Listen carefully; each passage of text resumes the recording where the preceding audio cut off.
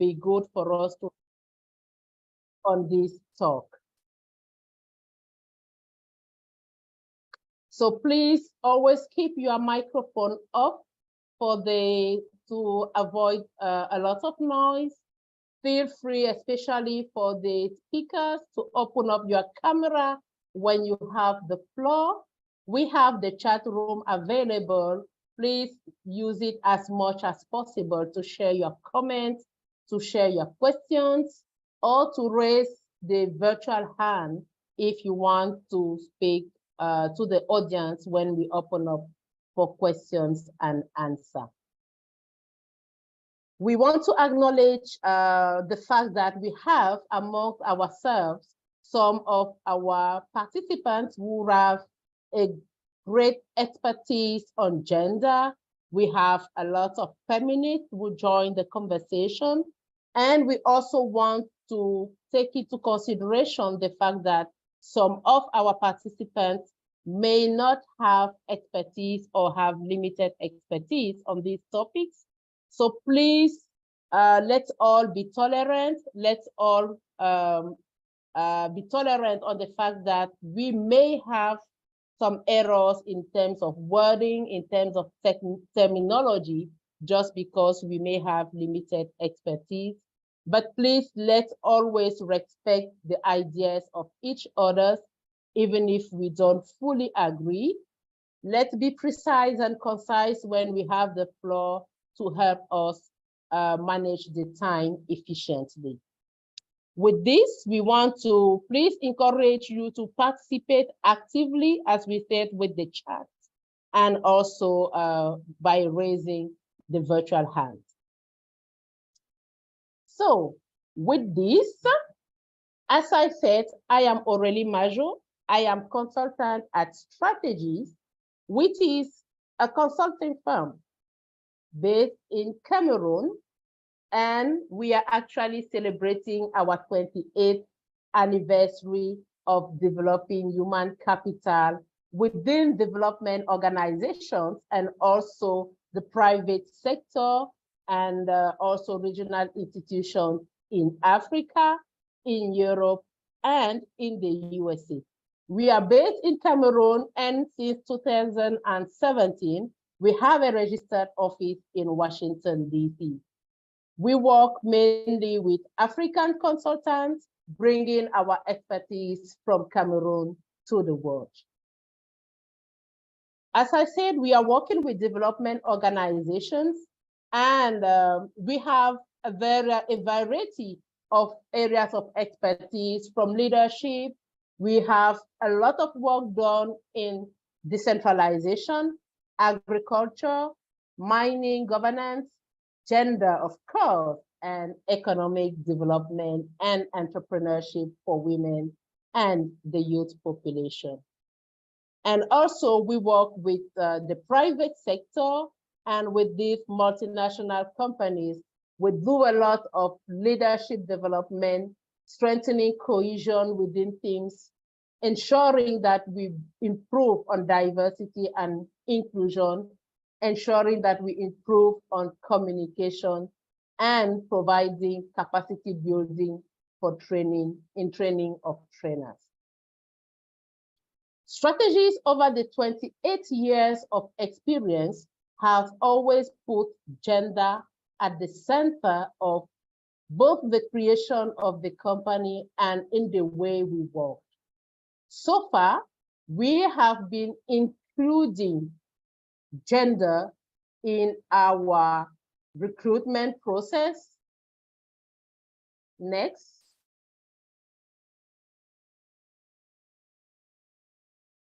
Next slide, please. We have been including gender in our strategy for recruitment to ensure that we provide opportunities for women, girls, and of course for men. We integrate gender in the way we prepare and deliver our services to our partners, but also how do we ensure that we also include gender in personal development of our team members.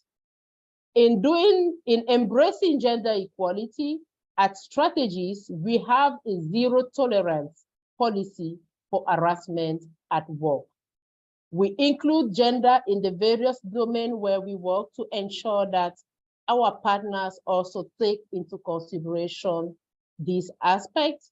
And through our expertise and experience, we have put out a book on Black women's leadership, which is called Black Women Shaping the World Across Continents and Across Time. And please don't hesitate to get a copy of the book through which is available on Amazon, and one of our colleagues will be able to put in the chat the link to Amazon.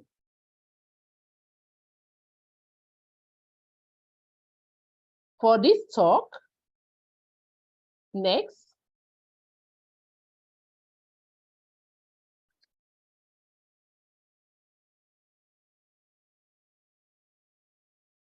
for this talk, which is on Africa, do we need in Africa a feminist development policy?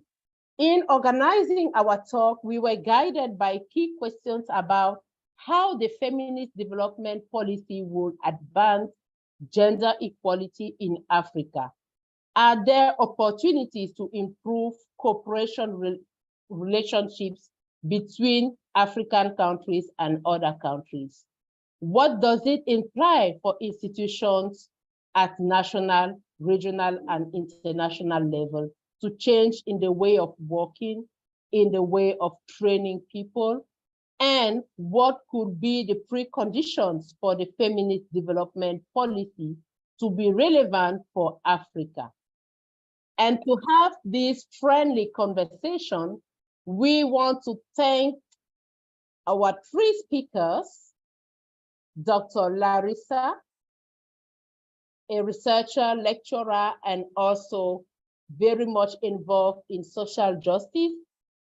We have Ms. Evelyn Diponju from DRC, who is a former colleague and a gender expert also. And I know a lot of you know her already, Ms. Kawala, who is the CEO of Strategies, but also well known as a political leader. So thanks to the three of you. Thanks for joining us. Thanks for accepting to come and share your expertise and knowledge with us on the feminist development policy. But before we give you the floor, we just want to tell our participants, we are going to have a first presentation to just understand what is the situation of gender in Africa. And then we will give the floor to each of our speakers on a specific topic before we open up for questions and answer. So please kindly use the chat to note your comments and also be able, get ready to raise your hand if you want to take the floor when we open up for questions and answer. And to help us have an overview of the statistics on the data regarding gender in Africa, I would like to introduce here my colleague, Alice Malongte, who is going to take us through key data that we were able to gather on gender just to help us set the scene. Alice, you have the floor. Merci Aurélie. En effet, de prime abord, nous pouvons dire que l'empowerment des femmes et l'égalité des genres ne sont pas des priorités de développement récentes pour le continent africain. Malgré quelques progrès que nous pouvons constater, notamment en ce qui concerne la représentation des femmes dans les instances de prise de décision, il existe encore des lois discriminatoires, des normes sociales et même des pratiques qui constituent des entraves à l'égalité des genres en Afrique. Donc, nous allons présenter quelques tendances régionales sur la situation des femmes et des filles en Afrique, quelques challenges auxquels elles font face et les initiatives mises en œuvre par l'Union africaine, et également parler de ce qui nous rassemble aujourd'hui, qui est les politiques de développement féministes. Donc, comme vous le savez certainement, les femmes représentent plus de la moitié de la population africaine. Et cet écart entre les femmes et les hommes va se maintenir et voire même se creuser d'ici à 2100. Et selon les sous-régions, on retrouve le plus grand nombre de femmes en Afrique de l'Est, en Afrique de l'Ouest et en Afrique centrale. Et ces populations féminines vont doubler d'ici à 2050 et tripler d'ici à 2100. Par contre, dans des régions telles que l'Afrique du Nord et l'Afrique australe, la croissance démographique des populations féminines va rester modérée. Sur le plan politique, depuis les années 2000, on peut remarquer que la représentation des femmes a augmenté aussi bien au niveau mondial qu'en Afrique, notamment grâce à la création de certains ministères qui sont dédiés à ces femmes et à des mesures spéciales telles que les quotas. Et d'après un rapport des Nations Unies, la représentation des femmes dans les parlements a augmenté globalement de 11% en 1995 et on est passé à 25% en 2021. Mais malgré ces progrès, les femmes sont encore loin d'une représentation égale dans la vie politique. Nous savons que nous sommes plus de la moitié, nous formons plus de la moitié de la population africaine, mais seulement 26,5% des membres des parlements sont des femmes. Et parmi les 20 parlements dans le monde dont la représentation des femmes est supérieure à 40%, parmi les 20 parlements, on retrouve 5 pays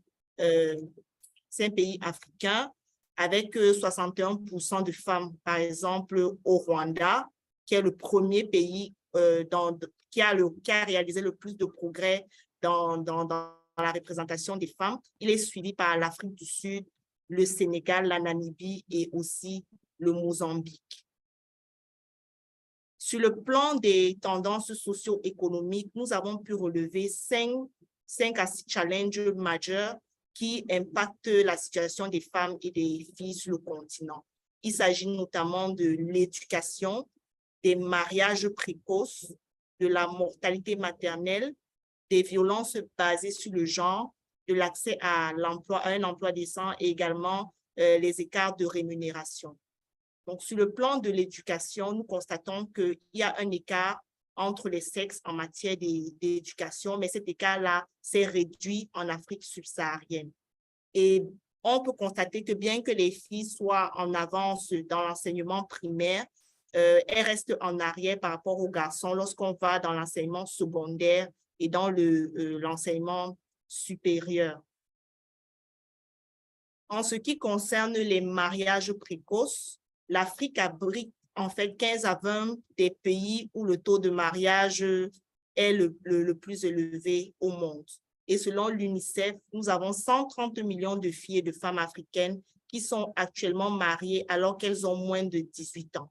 Et les pays dans lesquels on retrouve ces tendances sont principalement le Niger, la République centrafricaine et le Tchad. Et dans d'autres pays, on retrouve également des hotspots où il y a ces pratiques au mariage précoce, notamment au Burkina Faso et au Mali.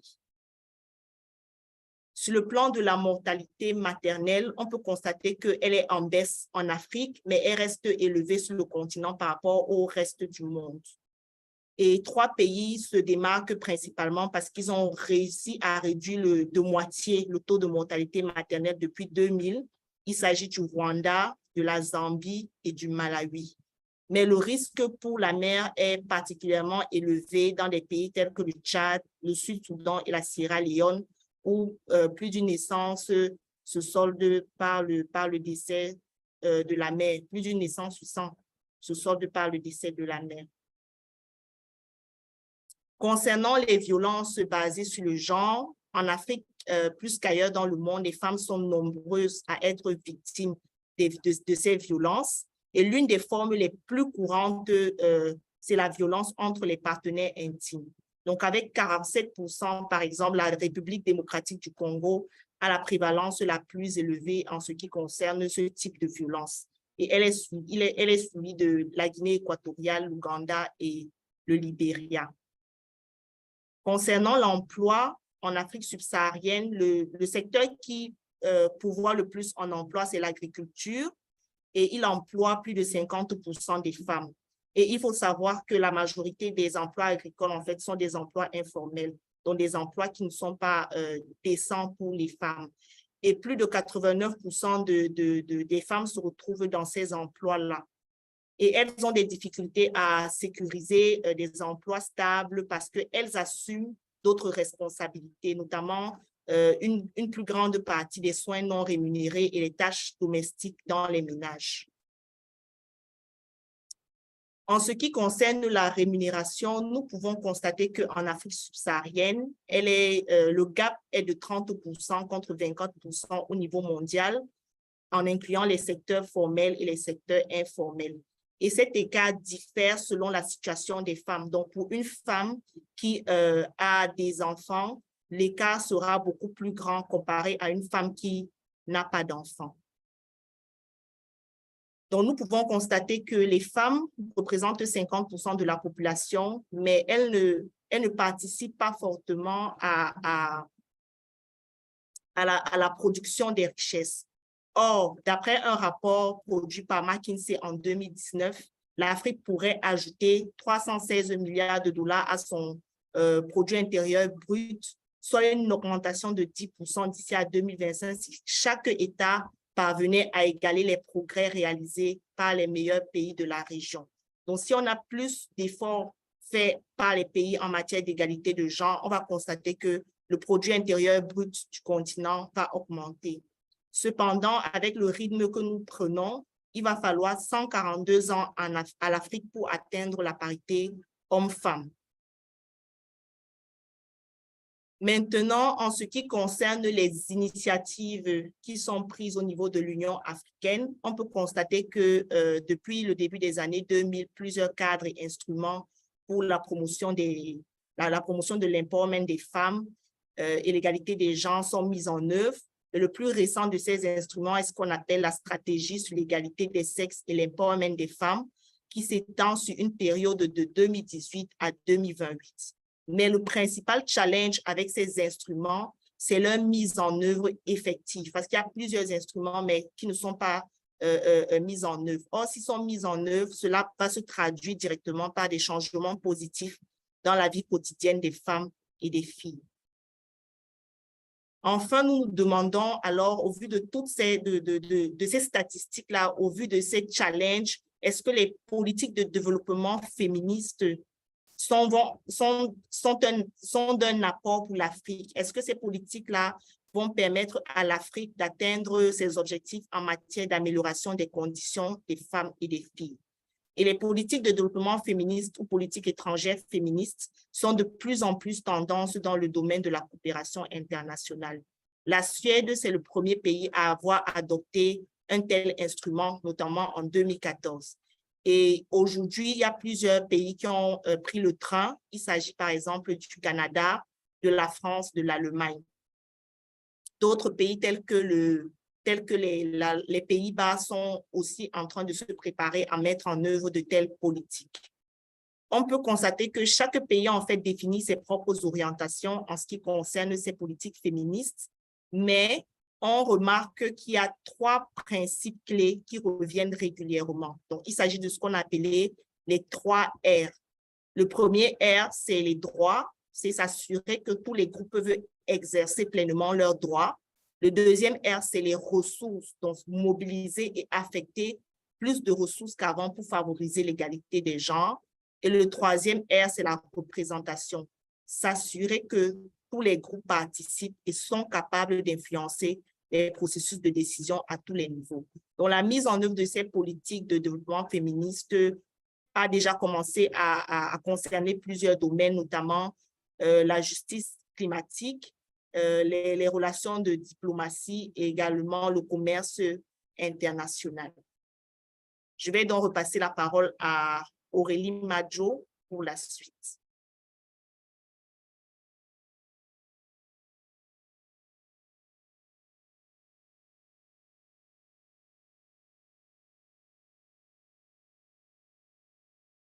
Thank you very much, Alice, for this great presentation.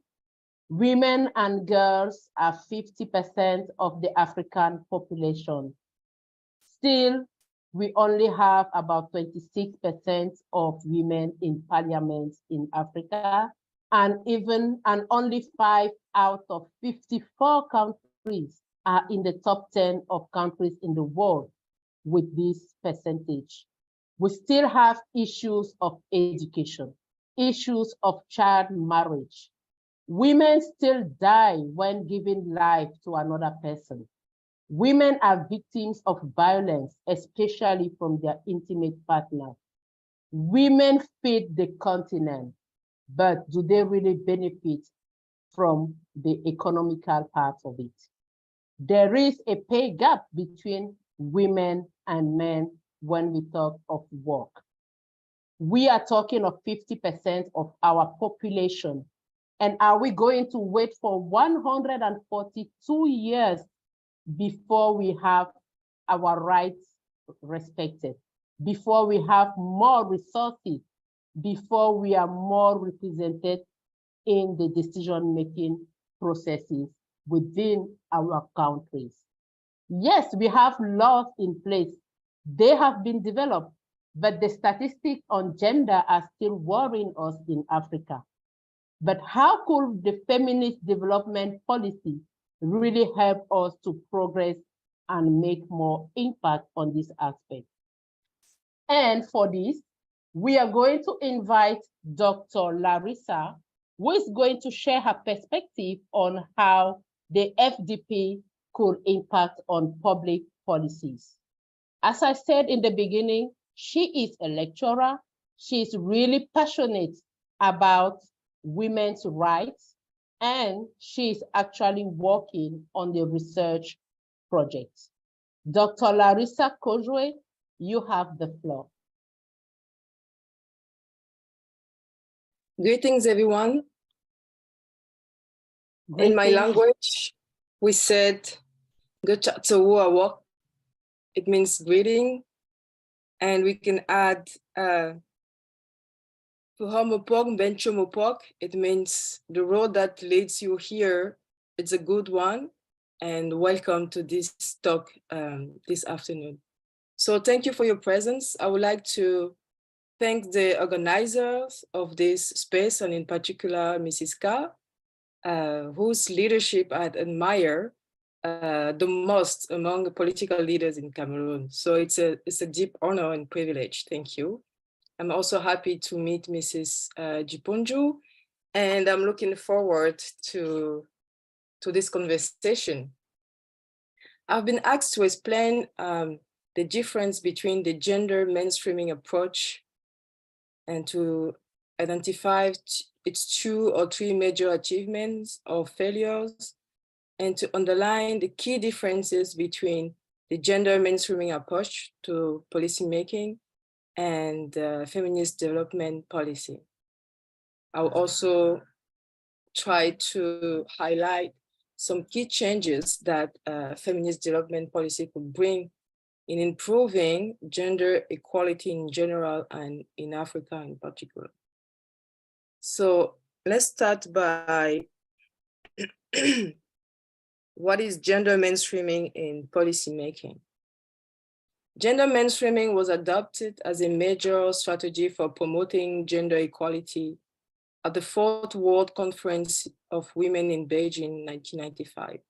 It is an approach to policymaking that takes into account both women's and men's interests and concerns.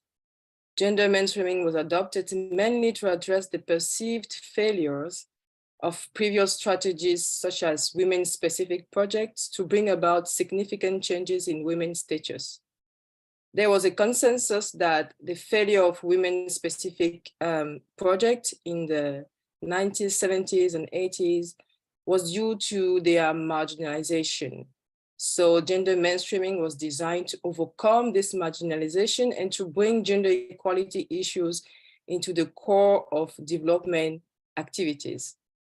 In response to that, many development organizations, private donors, NGOs, took steps to implement gender mainstreaming policies. They set up gender units, they hired gender specialists, and adopted gender training. That is also how gender enters university curricula in most of the universities, specifically in Cameroon. And that's also why we have so many gender experts today. We have gender experts, but not gender equality experts. So following Beijing conference, at different country level, governments established national women's machineries, charging them with responsibility for gender mainstreaming throughout government institutions and operations. A great deal of energy and resources went and are still directed into getting to the organizational culture right. I would draw some examples from a study that I co-led with Tade Yosa. It's a Cameroonian colleague.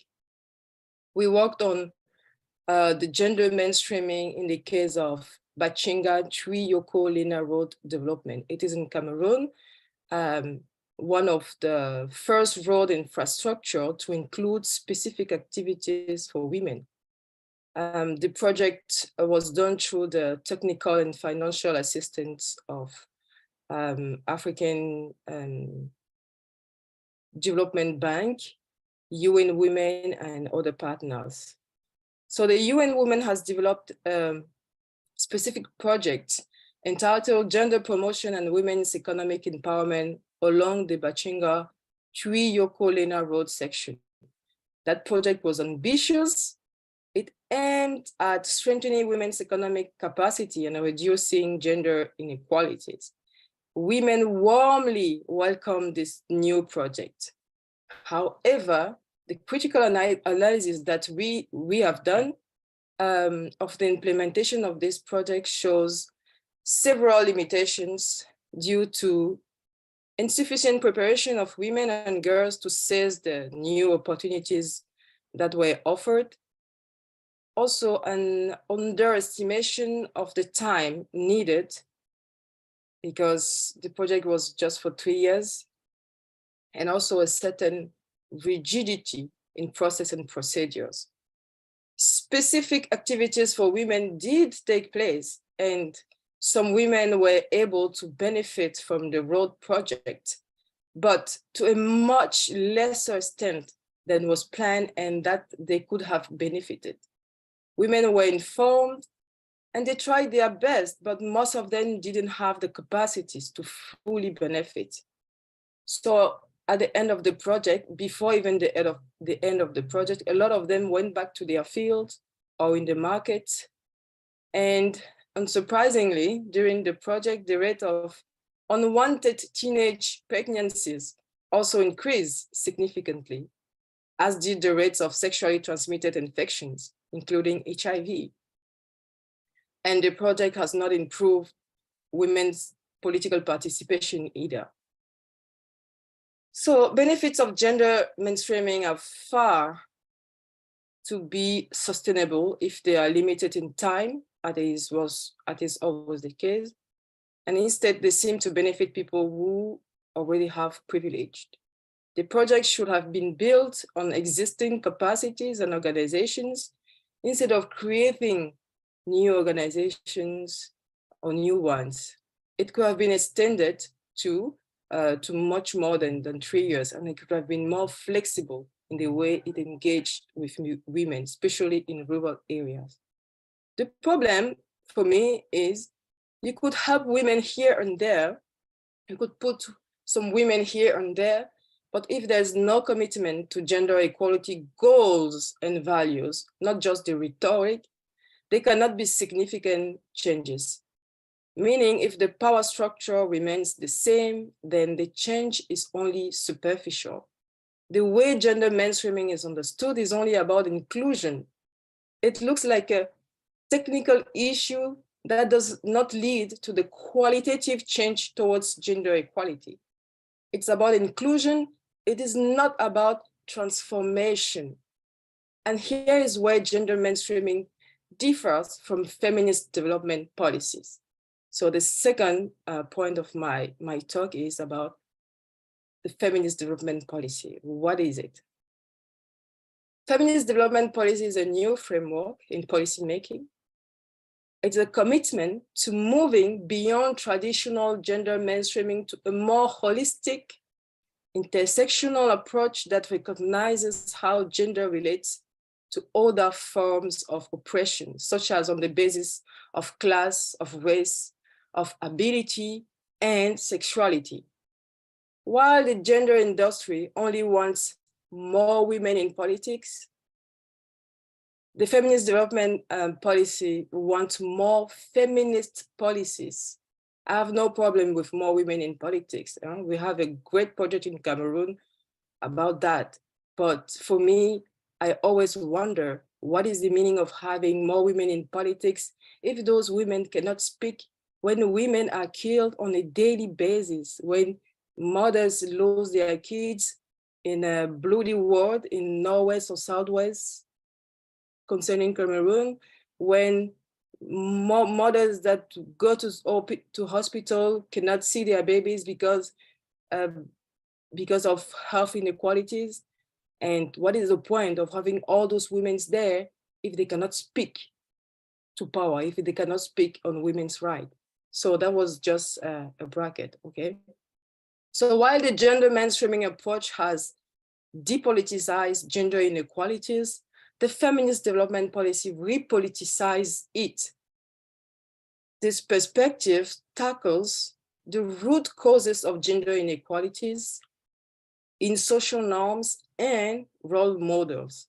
It has the potential to disrupt the statu quo and potentially transform the very nature of the state. Feminist development policies enhance equality for people of all genders, and thus is to the advantage of the whole society, including men. Analysis shows that feminist movements are a powerful force against authoritarianism. Women's rights movement play critical roles in opposing militarism and strengthening initiatives for peace. We have concrete examples in DRC, in Liberia, in Somalia. And cross-national research finds that the presence of national feminist movement significantly increases the likelihood of ending violence against women through legal and policy reform. And it has greater effects than women's representation in parliament. So the feminist development policy centers women's life, but also promote a whole set of human rights for those who need it the most. Those whose needs are overlooked, ignored, and most of the time dismissed. In fact, the feminist development policies offers meaningful support to those at the forefront of addressing the structural drivers of inequality and other forms of injustice. And those people are autonomous feminist movements. Those movements target the rights of all underrepresented and marginalized groups, and therefore the feminist development policies is open to new ways of engaging with development. For example, in the feminist development policies, we make the distinction between general resources for gender equality and funding that supports women's rights and feminist organizations or movement. It's not the same thing. A recent report by OWID, some of you probably know that organization, it's Association for Women in Development. A recent report by OWID showed that 90% of money circulating for gender equality is not in the hands of feminist movements, despite claims that it advances gender equality. There is money, of course, but this money is missing. This money is missing the feminist movement and organization doing most of the transformative work. So embedding accessible and impactful funding to feminist movement into policy framework is a necessary starting point for governments that are serious about delivering on their promises and the much needed outcomes for gender equality. For me as a scholar and also as an activist, it is one of the most advanced tools ever conceived to reach those who need the most support, to shift the power and to redistribute wealth. But I know that in a context where women's rights activists are already often discredited as being westernized, this new approach is already being criticized for its Eurocentric vision, not only because of its broad scope and the discomfort it brings, but mainly because the terminology itself makes it marginal. The terminology, feminist development policy. As a scholar navigating different women's rights spaces, I can tell how anti-feminists, some gender expert, some people claiming to be for gender equality, I can tell how anti-feminist they are, particularly in Cameroon. So we have gender equality experts that are advancing that are doing anti-feminist policies. Let me explain why, and also answer the question, does Africa need feminism? First, the resistance to feminism or feminist approach to development is often based on a combination of misunderstanding of this concept and unconscious biases that implicitly favor existing power dynamics and inequalities. The mere word feminism is highly contentious to many Africans, to many Cameroonians, and it's associated with Western imperialism, man-hating, lesbianism, so many things. And for some, yeah, and for some, it's easier and more efficient to simply bypass the term feminism to avoid distraction, etc. But for some of us, changing the terminology doesn't solve the problem of white global domination, and second, avoiding the name and using terms as gender sensitive, it's forgetting that gender itself, or the way we understand it, is also a Western construct. Haven't you ever questioned why we respect elders so much in our culture?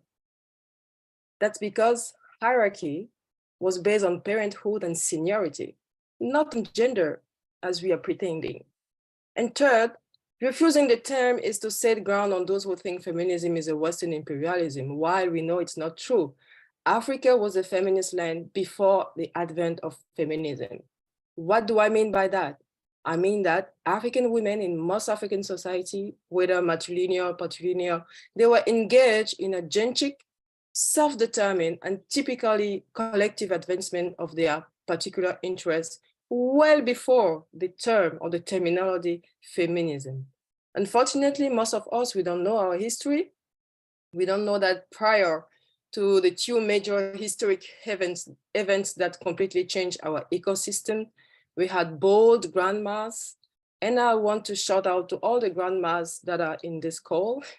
We had powerful queens, we had audacious entrepreneurs. And contrary to the contemporary narrative that we are so prone to defend in the name of tradition or African values, African women in pre-colonial periods featured important roles in production, politics, and religions. They were independent, controlled their bodies, owned their labors and finance, and they were able to determine their destinies. There are historical evidence that under the British or the French system, we are former colonial states, the colonialists only recognized and valued the authority of male chiefs and totally overlooked that of female chiefs. So there is a huge book. It's really interesting. I can share the link on the chat after that. It documents women's studies, African women's studies, women's stories. It's really beautiful. Before the 1900s, African society actually attempted to create gender equity.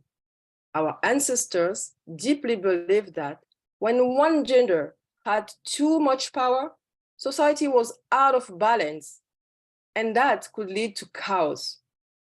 So with the shift from matrilineal descent to patrilineal descent in a vast majority of African societies, patriarchy has become the norm.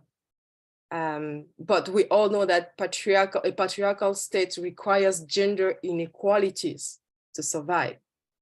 So while we are defending a patriarchal system and fighting for gender equality, it cannot go together.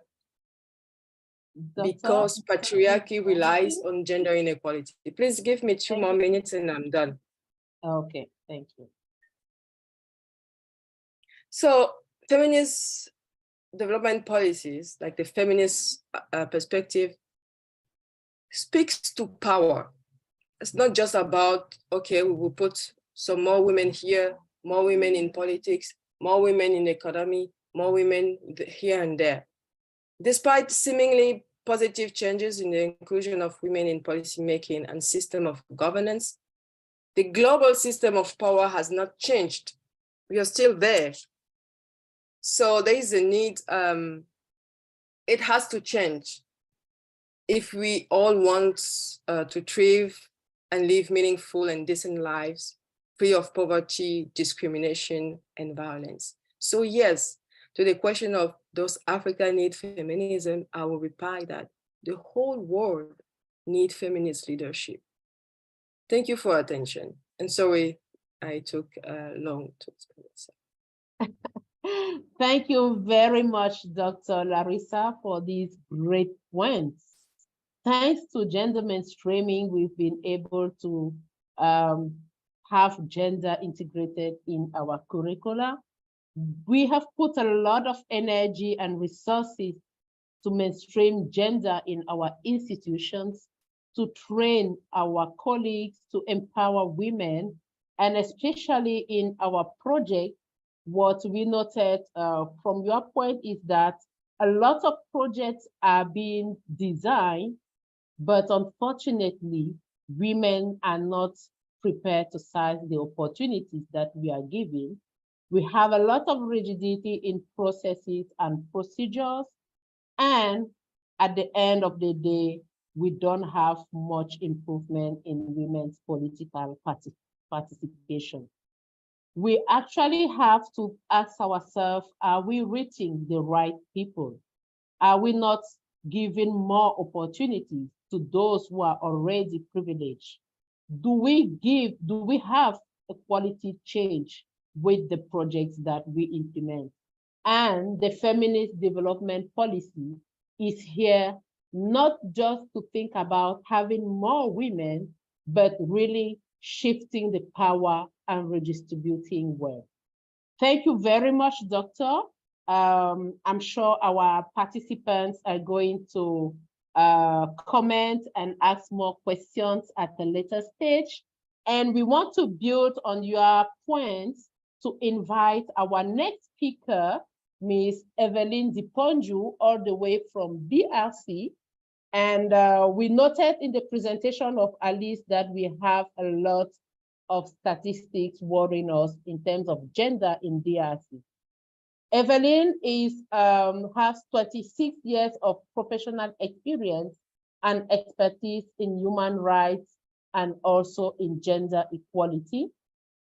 She's really involved at grassroots level, as she is today a founding member of the organization Action pour la promotion de l'empowerment et le leadership féminin.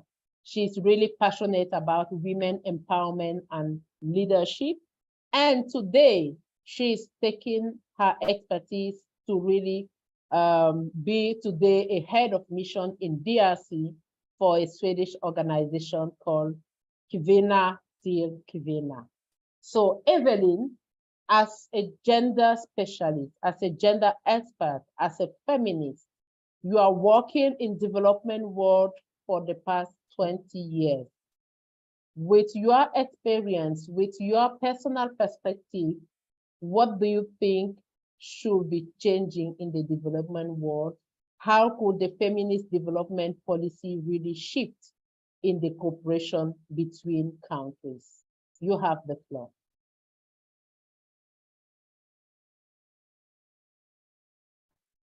Merci beaucoup, Aurélie. Bon après-midi à tout le monde. C'est un plaisir de pouvoir faire partie de ce panel pour pouvoir partager un peu mon expérience du féminisme tant au niveau africain qu'au niveau de certains pays comme le Cameroun et la RDC. Donc, j'ai préféré dans mon propos commencer par la base pour dire quels étaient les besoins exprimés par les féministes en Afrique, parce qu'il faut être clair. Larissa a un peu abordé cela tout à l'heure, mais il faut dire que l'Afrique dispose d'un grand, comment on dit ça, un grand groupe, un grand type de plusieurs mouvements féministes, pardon, existent en Afrique, que ce soit au niveau des pays ou encore au niveau de la région Afrique. Donc, le féminisme n'est pas seulement une idéologie qui nous vient de l'Occident, mais elle a été pratiquement africanisée compte tenu du fait qu'en Afrique, on vivait des situations et on vit toujours des situations un peu différentes compte tenu de nos traditions, de nos religions, etc. Donc, réunis à Accra en 2006, un grand mouvement de féministes africaines a décidé et a discuté et pris des résolutions qui ont été vendues pratiquement aux différents pays. Et cette décision, parmi ces décisions-là, l'on peut relever le fait qu'elles ont proposé qu'en tant que féministes, elles placent le système patriarcal au sein de leurs préoccupations.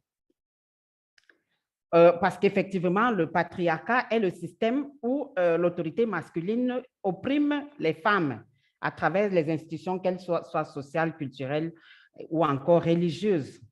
Bon, religieuses de notre époque, parce qu'à l'époque de nos ancêtres, la religion était plutôt l'apanage des femmes. On pourra y revenir plus tard. Et elles ont aussi pris l'engagement de s'assurer que l'accès des hommes aux ressources et leur contrôle sur celles-ci dans les domaines publics devrait être vraiment une domination. On constate une dominance masculine au niveau de l'accès et du contrôle des ressources. On constate aussi qu'au niveau de l'espace, le système patriarcal varie tant au niveau de l'espace qu'au niveau du temps. C'est-à-dire qu'il y a des changements qui sont en train d'être constatés dans le temps et dans l'espace, que l'on se situe dans une localité ou dans une autre. Et il y a des évolutions, il y a des changements qui peuvent être positifs, mais qui peuvent aussi être négatifs. C'est-à-dire qu'on peut passer du pire au meilleur, tout comme on peut passer du meilleur au pire. Je vous informe que, par exemple, dans l'extrême nord actuellement, l'extrême nord du Cameroun, comment on dit, la pratique d'excision qui avait pratiquement disparu est en train de revenir grâce au passage de Boko Haram. Vous voyez qu'on peut passer d'une situation positive pour une situation négative. Donc, c'est vraiment des changements qui peuvent se passer dans le temps et dans l'espace.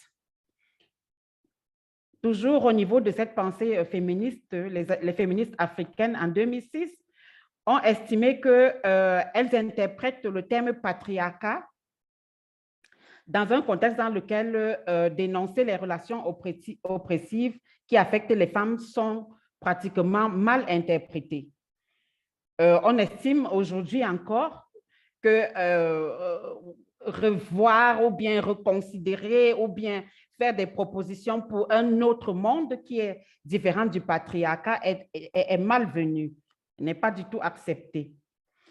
Pour elle, l'idéologie patriarcale permet de structurer chaque aspect de notre vie en définissant comment la société considère les hommes et les femmes.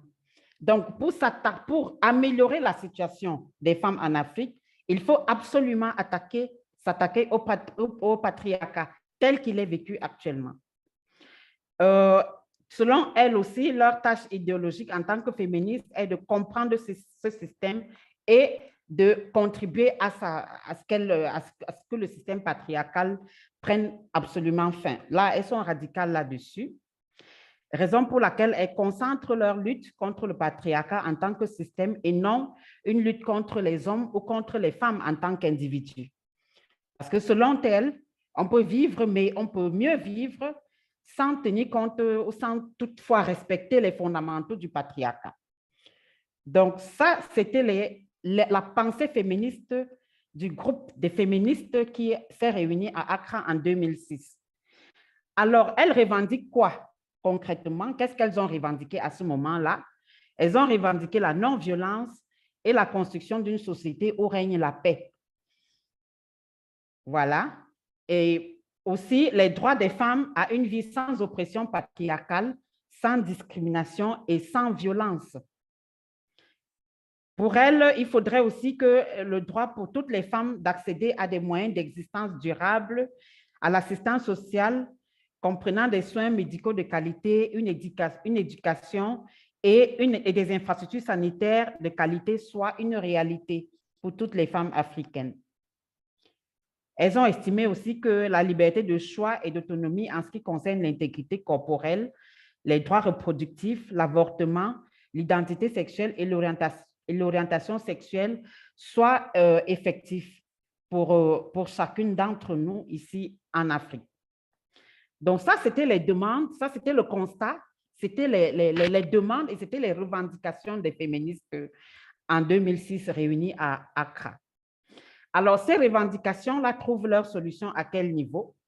Au niveau du protocole de Maputo, qui est antérieur à ce forum des féministes en 2006, puisque c'est en 2003 que le protocole de Maputo a été rédigé, qui, voilà, et a été adopté sous la houlette de l'Union africaine, hein, au Mozambique. Et ce protocole est entré en vigueur en novembre 2005 et a été ratifié immédiatement par 15 États membres de l'Union africaine. Sur les 53 États membres, on en a 15 qui ont immédiatement ratifié. C'est en fait l'adoption la plus rapide que l'on ait pu constater dans le monde des protocoles de ce niveau-là. Donc, est-ce qu'on peut passer au prochain slide? Voilà. Alors, dans le protocole de Maputo, qu'est-ce que l'Union africaine demande? Donc, en fait, il soumet à ses États membres signataires à inscrire dans les constitutions et les instruments législatifs les droits suivants: l'élimination de la discrimination à l'égard des femmes, de toute forme de discrimination d'ailleurs, le droit à la dignité pour toutes les femmes, tant il est constaté que dans beaucoup de pays encore, les femmes elles quittent de la situation, selon le patriarcat toujours, elles quittent de la situation de filles où elles sont sous le contrôle et sous la domination paternelle pour se retrouver dans le mariage sous le contrôle et sous la domination de leur mari. Donc, selon ce protocole, elles ont droit à la dignité parce qu'elles ne sont pas des citoyennes de seconde zone. Elles ont aussi le droit à la vie, à l'intégrité et à la sécurité. Donc, le droit de faire des choix pour leur vie, le droit de prendre des décisions pour leur vie et qui dépendent d'elles et pas de quelqu'un qui leur soit supérieur, quel que soit son positionnement. L'élimination des pratiques néfastes, au rang desquelles, évidemment, on a cette excision, on a aussi les veuvages, on a toutes ces pratiques-là le lévira, par exemple, ou lorsque votre mari décède, vous devez absolument épouser le frère de votre mari, etc., etc. Les listes sont longues et dépendent des différents pays. On a les droits égaux dans le mariage. Donc, selon le protocole de Maputo, les époux sont égaux. Il n'y a pas quelqu'un qui soit au-dessus de l'autre. Les droits égaux en cas de séparation ou de divorce, évidemment en tenant compte des régimes de mariage, que l'on soit marié sous le régime monogamique ou polygamique ou encore sous la forme de communauté des biens ou communauté universelle des biens, etc. Les droits égaux devant la loi et la protection de ces droits, les femmes ont effectivement, ce protocole exige que les femmes ne soient pas discriminées devant les tribunaux et qu'elles soient d'ailleurs, que leur droit à rester en justice soit protégé. Les droits à la participation au processus politique et à la prise de décision. C'est avec le protocole de Maputo que l'on voit, une institution de niveau régional qui pratiquement impose à ses États membres des quotas des quotas au niveau de la participation politique, que ce soit en tant que militant dans un parti politique, que ce soit au niveau de la représentation dans les instances politiques, dans les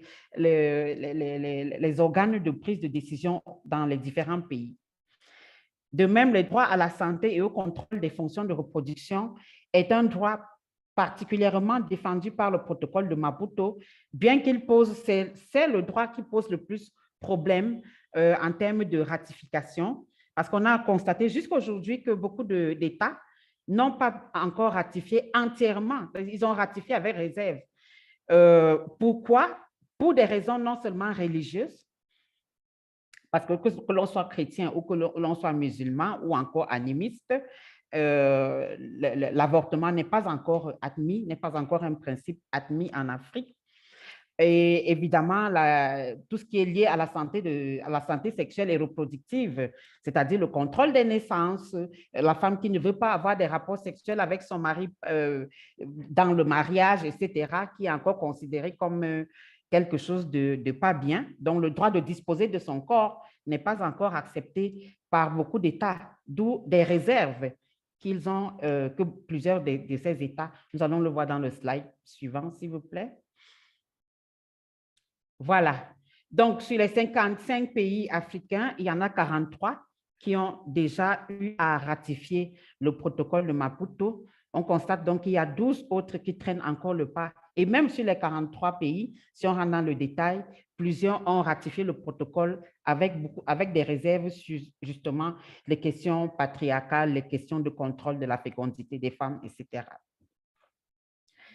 Et voilà, donc le niveau actuel de domestication, c'est qu'il existe encore un très grand écart entre les injonctions, parce qu'un protocole est quand même au-dessus des lois. Dans la pyramide des lois, il est pratiquement au niveau des conventions ratifiées. Lorsqu'on ratifie un protocole, il a force de loi et on peut utiliser ces protocoles en justice lorsque l'on se sent violé dans ses droits. Donc, il existe encore au niveau de la domestication un très grand écart compte tenu du fait que malgré que 43 pays aient ratifié ce protocole, la mise en œuvre est encore extrêmement lente. Et lorsque on observe qu'il y a des lois qui existent au niveau des différents pays en Afrique, des lois qui protègent la femme, qui protègent les enfants, etc., les mécanismes de mise en œuvre sont encore assez faibles.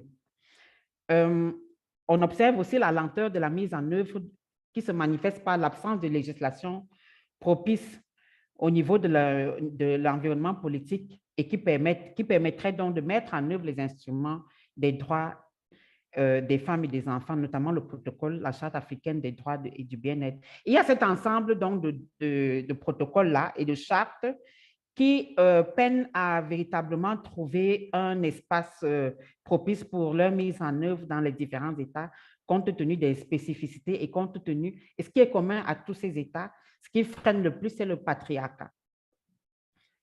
Slide suivant, s'il vous plaît.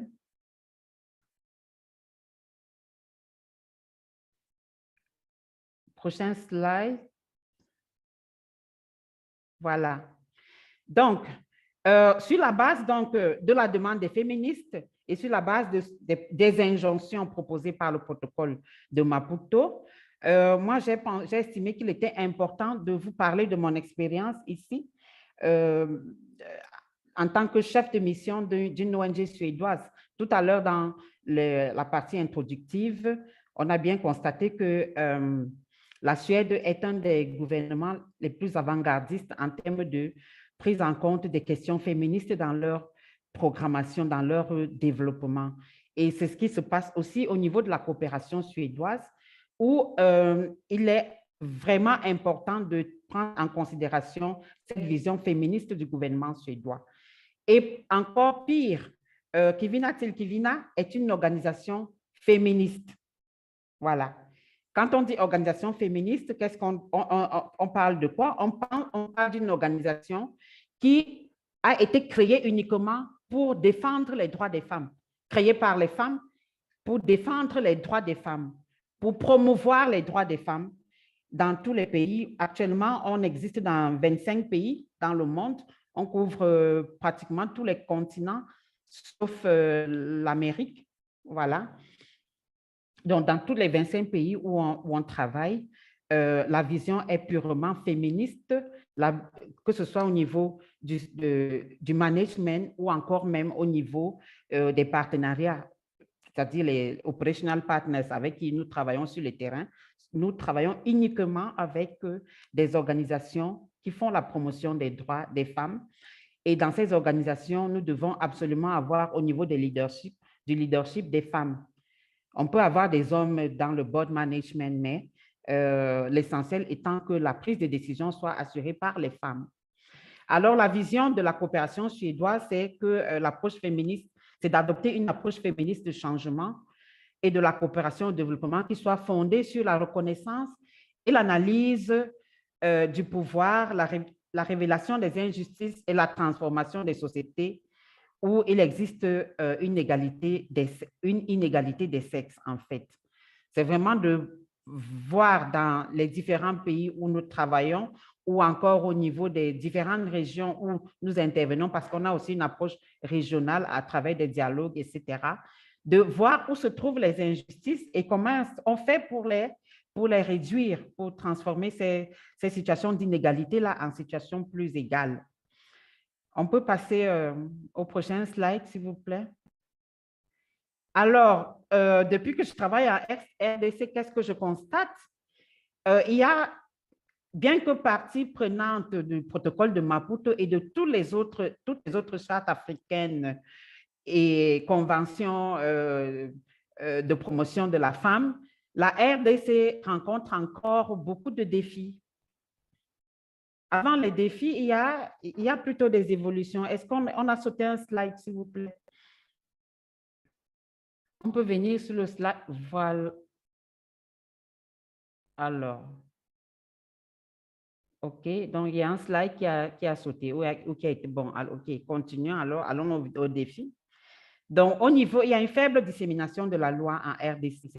C'est un pays qui a pratiquement une des batteries juridiques les plus en avance en termes de prise en compte des questions de genre, de prise en compte des questions d'égalité des sexes, mais ça se retrouve juste au niveau national. Il y a par exemple le code de la famille qui a été révisé en 2016, mais qui jusqu'à présent n'est pas tout à fait respecté. Il y a par exemple la loi sur la prévention et la lutte contre les violences basées sur le genre, qui a été, parmi les rares pays à avoir une loi sur les VBG. Compte tenu évidemment de l'ampleur des violences basées sur le genre que l'on constate dans les régions, dans les provinces en guerre, ce pays a effectivement pris conscience de la situation et il y a toute une loi qui prévient et qui lutte contre les violences basées sur le genre. Mais cette loi-là n'est pas du tout disséminée, elle n'est pas connue, même au niveau provincial, même au niveau des tribunaux, etc.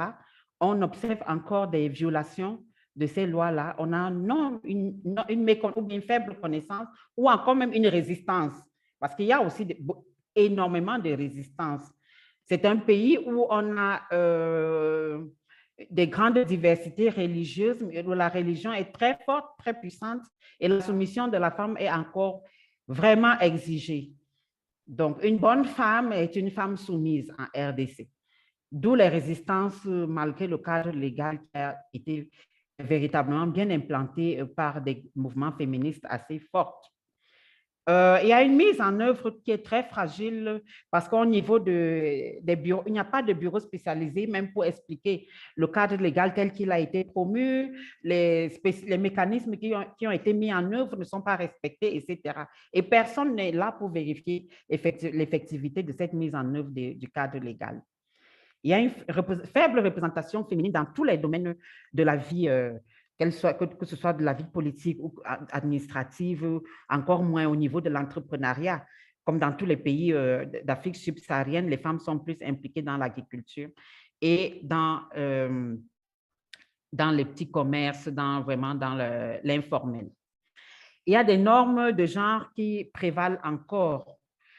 Malgré les sanctions prévues, les sanctions très dures prévues par le cadre légal, les normes de genre prévalent encore sur ces opportunités qui sont offertes par les femmes. Si on prend par exemple le cas des femmes, des veuves, il y a carrément toute une stigmatisation des veuves ici qui fait que la belle famille peut du jour au lendemain l'accuser de sorcière et elle se fait lapider par toute la population. Alors, comment vous allez prouver que vous n'êtes pas sorcière? Donc, il suffit que votre beau-frère, votre belle famille, etc., se lève un matin et s'installe chez vous pour dire, voilà, vous êtes une sorcière, vous devez, voilà. Et c'est ce qui prévaut en fait. Et la situation sécuritaire qui remet systématiquement en question les évolutions en termes d'égalité homme-femme qui auraient pu voir le jour. Donc, à chaque fois qu'il y a des incursions des groupes armés, tout est remis en question. Tout est remis en question. Les femmes sont arrêtées, sont des victimes, le viol, c'est-à-dire une arme qui est utilisée comme une arme de guerre, le kidnapping des femmes pour exiger des rançons, des mariages forcés, précoces, etc. Tout ceci revient systématiquement à chaque fois que le niveau sécuritaire est faible. Prochain slide, s'il vous plaît. Thank you, Evelyn. Maybe last 2 minutes for you. Okay. Before we open up. Thank you. D'accord. Alors, toujours en RDC, comme je vous l'ai dit, nous travaillons avec 6 organisations. Nous, l'organisation Kivina Telkivina, le bureau de RDC, on travaille avec 6 organisations sur toutes les questions liées à l'éducation des communautés, à la prise en charge des personnes, des femmes victimes de violences basées sur le genre, à la participation des femmes dans les instances politiques et évidemment tout ce qui porte sur les plaidoyers pour les droits des femmes au niveau national et au niveau régional à travers différentes organisations et mouvements féministes. Et en termes de... Nous fonctionnons effectivement avec les règles purement féministes. Par exemple, une des règles assez impressionnantes, c'est que nous avons 6 mois de congé de maternité parce qu'on estime que l'enfant a droit à son allaitement spécifique pendant les 6 mois et donc la maman doit être disponible. Si vous ne vous sentez pas bien dans votre peau le matin, vous pouvez faire votre télétravail sans problème. Et l'organisation s'assure que nous travaillons dans des conditions sécuritaires exceptionnelles, compte tenu de la vulnérabilité que nous avons en étant femmes dans une zone où les femmes sont véritablement considérées comme des trophées de guerre. Je crois qu'on peut aller au dernier slide. Pour dire que nous proposons, que ce soit aux politiques nationales ou encore aux partenaires techniques et financiers au développement dans les différents pays africains, nous proposons de véritablement accompagner ces différents mouvements-là d'élaboration de programmes féministes avec 3 grandes propositions. Premièrement, de favoriser la création ou la redynamisation des mouvements féministes, tant au niveau régional Afrique qu'au niveau national, parce qu'en fait, on ne se connaît pas toujours. Vraiment, on ne se connaît pas toujours et on ne tient pas toujours le même langage. Deuxième proposition, c'est que les évaluations progressives de la domestication du protocole de Maputo soient effectives dans chaque pays.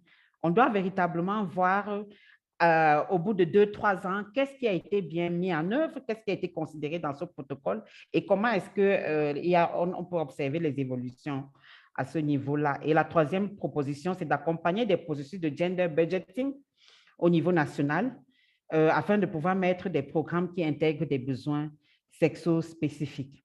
Donc, voilà un peu mes 3 grandes propositions aux partenaires au développement qui souhaiteraient accompagner des processus de programmation et de développement féministe en Afrique. Merci.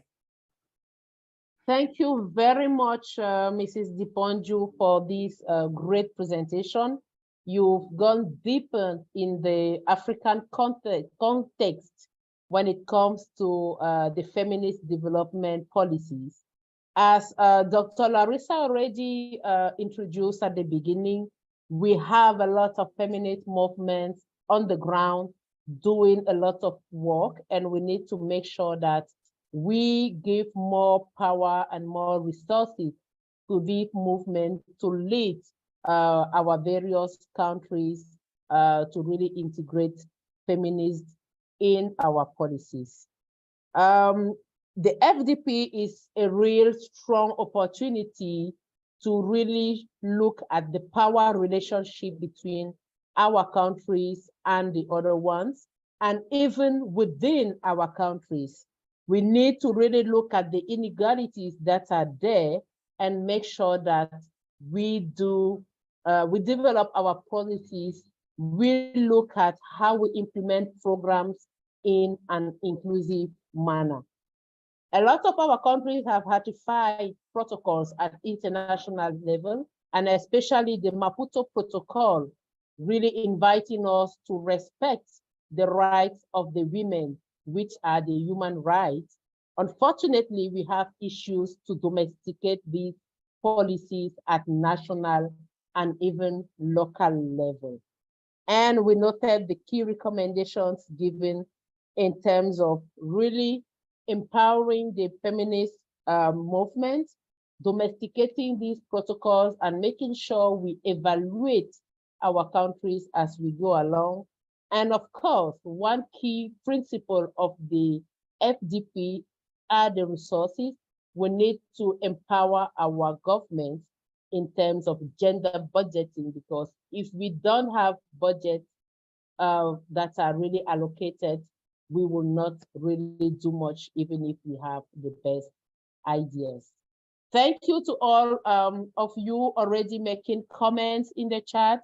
We've seen your hands up, and we are going to open up the floor for comments and questions after our third panelist, who is Ms. Kawala, entrepreneur, political leader.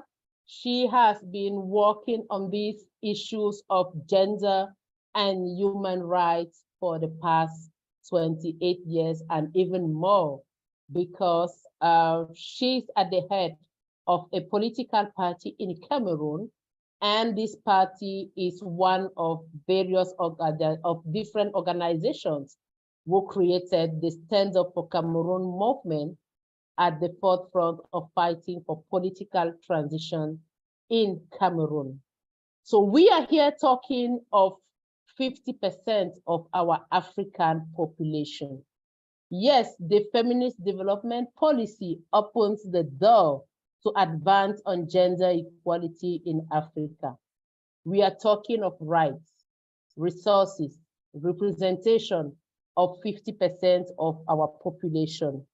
So what are the key elements that are needed for the feminist development policy to be relevant for Africans, to be relevant for 50% of our people?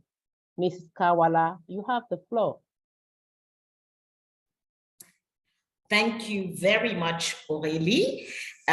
It's a pleasure and an honor to be on the panel. I have had such a wonderful time listening first to Larissa and then to Evelyn. And I cannot help thinking, Evelyn, when I'm looking at you, thinking about the day that you pointed out to us in strategies, a women-led organization, very gender sensitive, and an organization that thought that we were at the forefront. I remember those many years ago when you pointed out to us the gender pay gap that we unconsciously had. And I say this just to say that, you know, it's really important for people to realize that we are in a process, we are making strides, and there comes always in this process some moments when you can make a leap. And to me, feminist development policy offers us the opportunity to take a leap. It offers us the opportunity to take a leap. Why? One, because it is finally addressing the issue of power. And two, it is addressing that issue of power, looking at the history that we have. So feminine development policy suggests that we put questions of colonialism on the table, that we put questions of the power relationships between a donor country and a recipient country on the table. And I would dare to say for us as Africans, because the reason we decided to have this talk is to look at it from an African perspective and to ask ourselves if this is an opportunity, and if so, what needs to happen in Africa so that we actually seize it. And what is clear for us, if people are going to put on the table patriarchal institutions like colonialism, then we must also put on the table the patriarchal institution that is autocracy, because we cannot hide behind, I think Larissa put it so well, that we cannot do gender equality in a system which is fundamentally a patriarchal and which denies rights to everybody.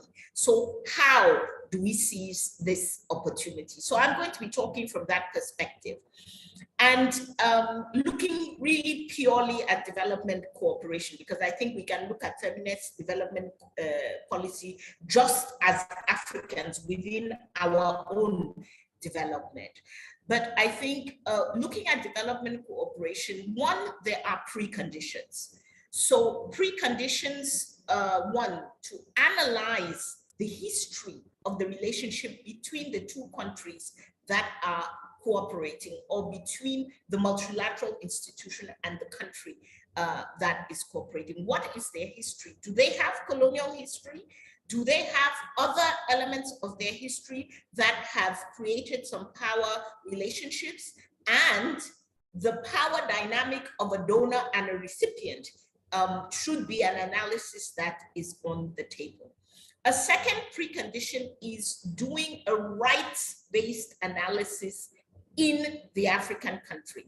What kind of African country are we talking about? We have African countries who have adopted the respect of human rights, who have moved very far on the road to respecting human rights, and who have that as one of their key elements of governance. We have African countries that have given lip service. That's what Evelyn was just pointing out with the Maputo protocol. So they've signed the document, but they're not really moving when you look at what's happening on the ground. And then you have African countries which are autocracies, which are not giving rights to anybody. Forget about women. They are not on a path to provide fundamental human rights to anybody. We unfortunately in Cameroon find ourselves in that situation. So the development cooperation approach cannot be the same for, I've given 3 categories, maybe you could break it down into more, but development cooperation must be adopting a different approach. They should cooperate with all, in my opinion, they should cooperate with all, but they must do it in very, very different ways. The other element which does not happen in development today is to do an in-depth analysis of non-state actors that are fighting for rights within given sectors in an African country. So I think feminist development policy is acknowledging that development cooperation does not come onto a blank slate. It comes into a space where in any of those categories of countries that I described before, people are fighting. People are fighting for their health rights. People are fighting for their economic rights. People are fighting for their human rights. People are fighting for their political rights. People are fighting for their rights of identity. So it is very important before the cooperation even starts for both the African country and the country that is in a donor position or the institution that is in a donor position one, to acknowledge this, and two, to take the time to know who are these people, what are they doing, and how do we insert them into the development process. And then lastly, we know that one of our biggest problems in Africa is data as a whole, not to talk of gender disaggregated data. Sorry, the electricity has gone off in Cameroon, in Douala, so we are managing. So gender disaggregated data without it, it's difficult to work. It's difficult to know what our starting situation is. It's difficult to know whether we are making progress, and it's difficult to know whether we have advanced. I give a case happening right now in Cameroon. We are shocked, and thank you to the feminists who are counting the number of femicides which we have had since the beginning of the year.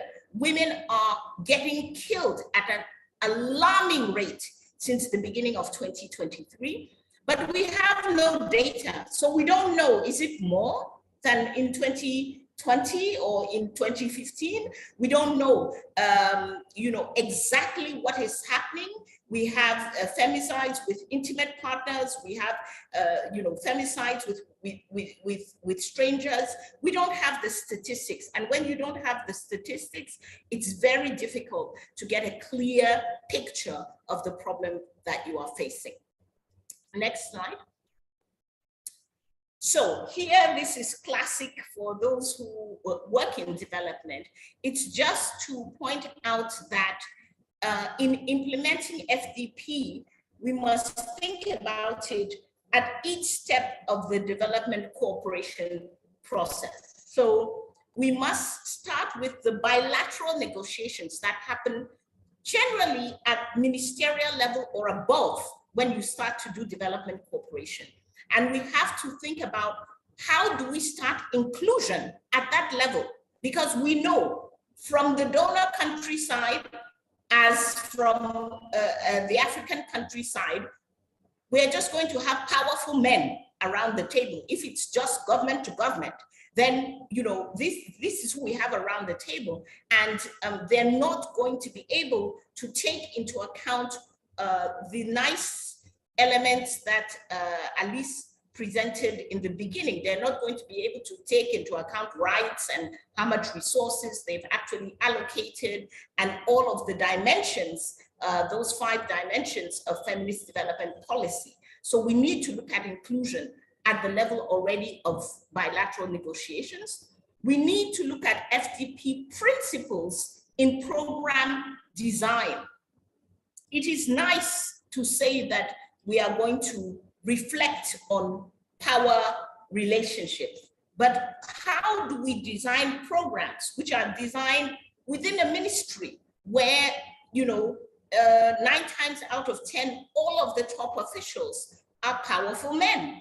How do you get them to design a program that, let's take agriculture, we just saw the statistic, it's women who are the farmers. But women are completely absent from the public policy making, from the program design, and very often even from the implementation. As Larissa pointed out so nicely, it's not okay to design everything up here, to distribute resources up here and so on, and then just get to implementation stage and say, oh, how many women did we have at the seminar? I think we've done that for the past 30 years, and it's a good thing. Let's please make sure women are at the seminars. But if we are going to have a transformation towards equality and towards equity, then inclusion has to happen at the decision-making level of program and project design, implementation, as well as monitoring and evaluation. And I love the accountability aspect that is in the FDP process, stating that you have to be accountable to everybody, not just government to government, but the Cameroonian taxpayer, the Cameroonian citizen, you have to be accountable to them in the same way that, you know, Germany, who is giving the money, has to be accountable to their own citizen. Next slide. So, you know, so that's for the development process. Now, we have a lot of activists, and it's very important, in my opinion, for activists to use feminist development policy as a window to enter into the system. You know, activists very often stay out of the system, and for some activists, that is their strategic choice, and I fully respect it. But a lot of change happens within the system, and I think FDP opens the window, and activists need to insert themselves into development processes. They need to hold both the donor countries and our African countries. They need to hold their feet to the fire, saying, you said you would be more inclusive. You said we are going to look at the power relationship. So where are we in this power, in this process, in this design? And they need to make sure, because, you know, one of the nice things in listening to this panel, we had questions when we came up with the talk. Are there African feminists? Is feminism African? And so on and so forth. And I think just listening to two, to two feminists, it's very clear, one, there are a lot of African feminists with a lot of expertise, which is not just conceptual, not just academic, but also on the ground. And we have all of the expertise we need, and these people need to be present in designing these projects. We need African feminists at the table at the level of design. So as Evelyn has pointed out, we as activists need to organize ourselves and need to, you know, make sure that we are entering the process, because there's no guarantee that somebody is going to invite us. So we need to insert ourselves into these processes. Next slide.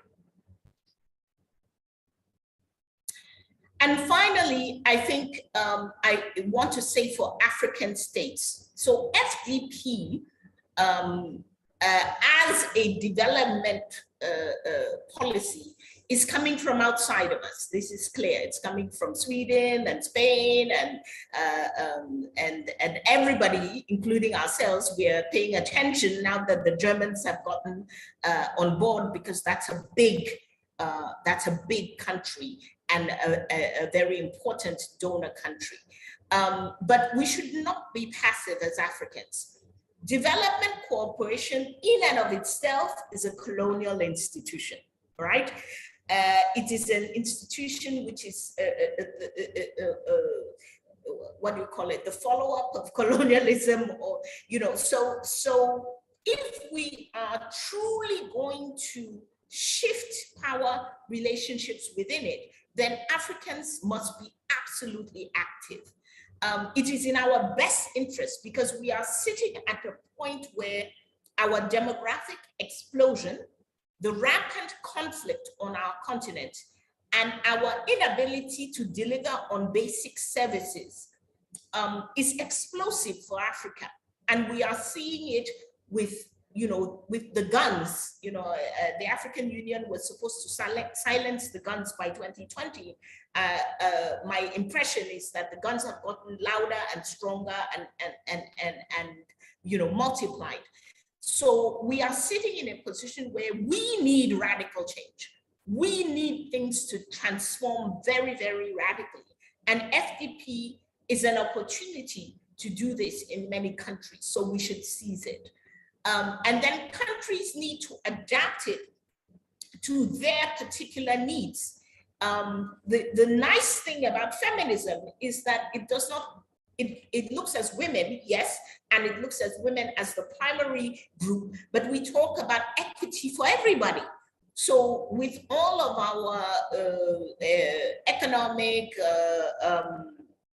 religious and political marginalized groups in Africa, we need to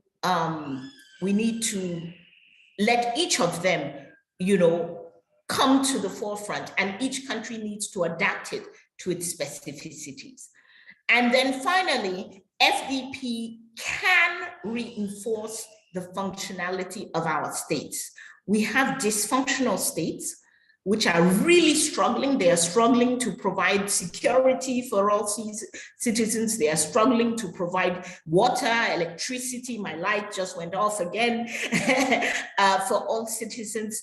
And so FDP really offers an opportunity for our governments to bring in other resources within the country, and to be able to use those resources to deliver on development issues. So that's what I would say in terms of recommendations. And now I am going to open up for questions. So I am going to try my very best without being too much of a participant to moderate the question and answer session. I want to go to Monique Quatru. Monique, I think you were the first person who had your hand up. Can we take your question? Can you promote Monique to a panelist, please, so that we are able to take her question? And then maybe I'll go to another question while we're doing that. Larissa, there's a number of questions for you. One was, are there, with regard to what you are describing in terms of feminist development policy, are there designs, are there models that you can talk about? And I see you have shared a link about moving more money to drivers of change. But I don't know if you have another comment on that question. Larissa? Yes, as I said in the chat box, the feminist development policy itself is already a model. And Evelyn has explained really well how she, with her organization in Centrafrique, how they do it. So I think these are already some examples of how it works. But what is interesting with this new policy-making model is its flexibility. It means there's not something like people will present you as, this is it, this is how you do it. No, there are some principles to be followed. There are some specific targets, but what is interesting to know is that it should center women's lives. It should center the people who needs the most of the aid. It should center those who work on the ground. So it means we can be creative in the way we design projects. We can be, let's say, crazy. On peut être fou. On peut faire tout ce qui est everything that we think could advance women's rights in every possible way. À partir du moment où cela correspond aux objectifs qui sont visés par ce modèle, c'est un bon modèle. Donc, il n'y a pas il n'y a pas quelque chose de spécifique. On va dire que ça, c'est ce qu'il faut faire exactement. Non, il y a un ensemble de principes qu'il faut suivre. Et je pense que Madame K l'a très bien expliqué. Et je pense que Evelyne aussi l'a très bien expliqué dans sa présentation. Ça, c'était l'une des questions. J'ai partagé le rapport de Mamakash. I've shared a report on how money should go to drivers of change, but I also have another link on women history in Africa. If you're interested, just tell us and I will send it. It's a huge document, more than 2,000 pages, but it's well packed with specific chapters on women in pre-colonial Africa, women from the year 0 to 900s, a lot of interesting things over there. So I think these were the questions that were asked for me. You have given a lot of interesting answers about how we should do it, and also Evelyn has given concrete examples of how it works on the ground. Thank you, Larissa. And I'm going to go to a couple of participants who have their hands up. If you, please continue to raise your hands. The electricity is going on and off here, and it wipes out your your hands. So let me take a couple of people. Wangi Goro. Wangi Goro. Yes, Je ne sais même pas. Thank you very much. Can you hear me? Yes. Yes. Yes. Thank you, Larissa, to that question. I was thinking actually about the project that Professor Wangari Maathai did, which is the Green Belt Movement, which was very women-centered from the beginning, right from the grassroots to the policy and the scientific and technical level, which we all are aware of. And I just thought that I should mention that as a real model, which has proven time and time again of its links to climate change, ecological, everything. So I think if we have more models like those and the problems that they may face, this one was very successful because it didn't directly challenge men, it just planted seeds. And then, of course, the seeds became trees and the trees became bankable, and it gave women livelihoods and work, and it transformed the family, etc. So if we have more examples, I think it's quite useful. I also wanted to make a quick comment on changes in institutions. I think that's a very good point that has been made. A lot of feminists have been working in the outside the mainframe, and I think we need organized forms where feminists are not alone trying to change big organizations, because the toll is too heavy. And sometimes the women who do go to those organizations are misunderstood and criticized. But if we could be strategic about those transformations, then that would also be very helpful, because that's where the money is, that's where the power is. Thank you. Thank you very much, Wangi Goro. The power and the money is in the systems, and you cannot transform them without coming in direct contact. Danai, I will take Danai, Blossom, and then Sike. Danai? Thank you so much. My comment kind of speaks across the board, particularly around seeking instruments and things of the practical nature, and sometimes, or even statistics where we began. The last speaker talked about the kind of macro picture. And if we think about things like statistics, when we see them as value neutral, I think then some things become a bit blind to us, particularly because, as pointed out, the situation in most of these nation states is precarious. We have an elite and a patriarchal elite that's very fragile, precisely because we are continuous with neo-colonial relations. And often we rely on systems of measurement that are not just value neutral, but they are also sustaining that economic and political system. And so in part, we instrumentalize to continue that very structure.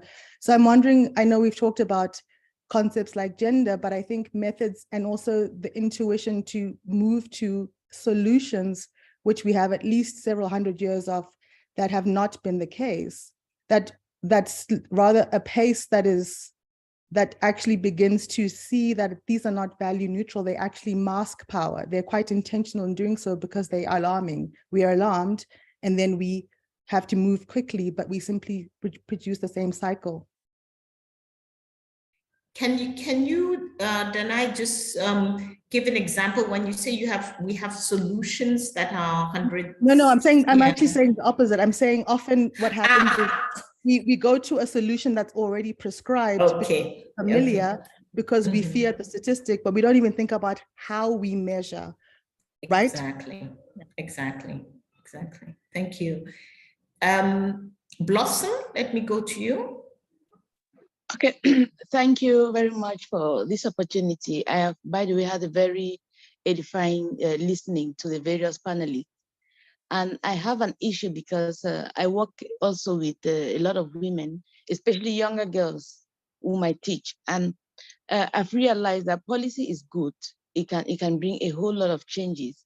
But what I've also observed, and I don't know how policy is going to address this, is the issue of stereotypes.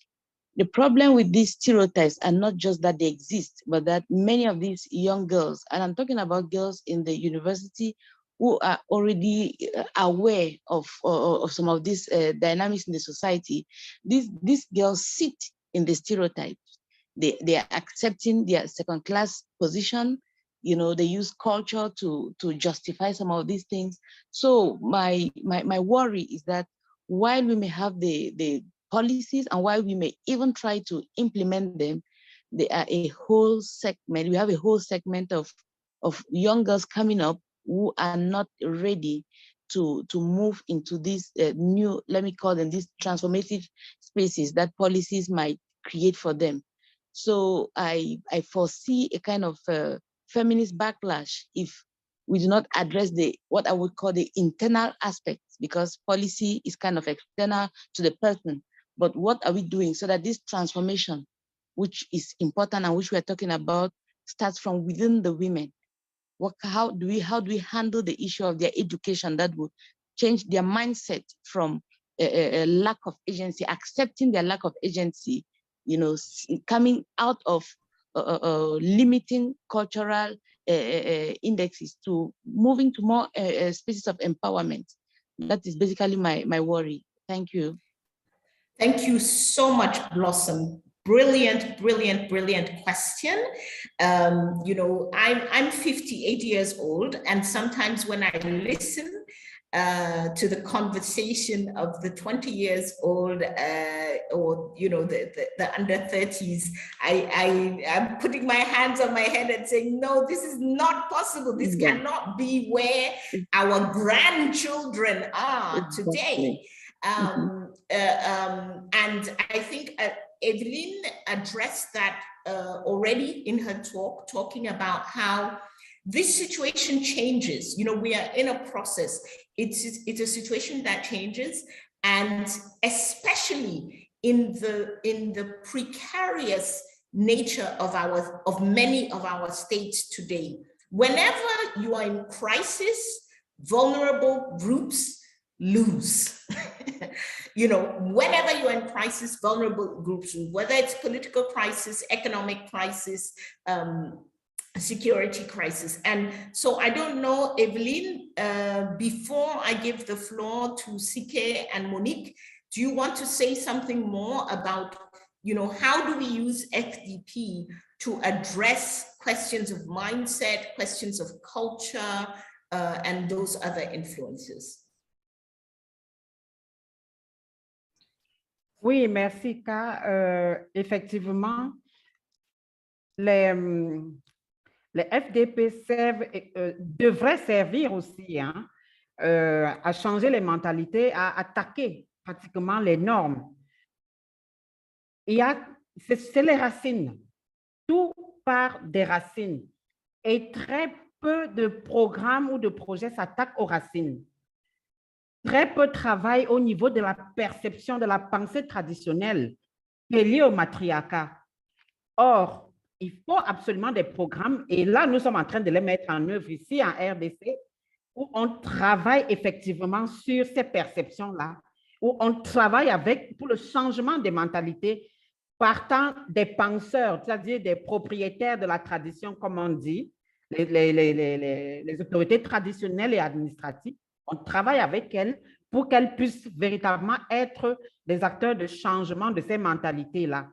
Pour tout ce qui est pratique dégradante portée par les femmes elles-mêmes contre les femmes, on travaille aussi avec ces femmes pour qu'elles puissent penser autrement. Parfois, ce n'est qu'une question d'intérêt financier. Elles utilisent parfois l'argument de « voilà, nos traditions exigent ça », alors que c'est plutôt leur vie financière, leurs besoins financiers dépendent de ce type d'activité-là. Donc, à force d'approfondir à travers le dialogue, on arrive à identifier les besoins, on arrive à identifier les nœuds et on les règle à travers d'autres mécanismes comme le Women Economic Empowerment, par exemple. Donc, beaucoup de programmes fuient l'aspect normes et traditions. Nous devons les attaquer. Nous ne devons plus porter des gants et dire oui, c'est notre tradition, etc. Non. Nous sommes dans un siècle où les choses vont très vite, où nos jeunes filles, effectivement, sont en train d'apprendre autre chose à travers l'Internet. Et si nous ne révisons pas rapidement nos traditions de manière positive, on va perdre tout. Merci beaucoup, merci Evelyne. Et ce que je peux dire en plus, déjà l'exemple que Evelyne a donné, il y a beaucoup de cas de succès en ce qui concerne le female genital mutilation. Vous savez de quoi je parle. J'oublie le terme en français.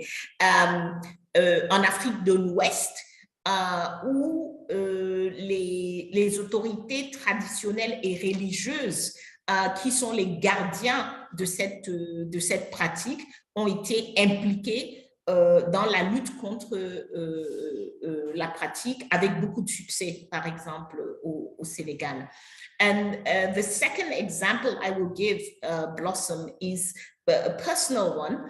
As you know, I work a lot on women's political participation. I don't believe in a political transition that does not include the transformation of the position of power of women in the Cameroonian society.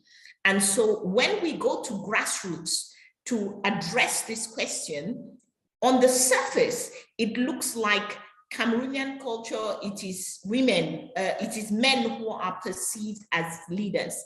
Except that when you start looking and giving examples from our culture, so we are a culture that does not conceive power as male. If we look at the Grand West of Cameroon, the West and the Northwest in particular, there is no fun without a mafon. There's no feu without a mafeu.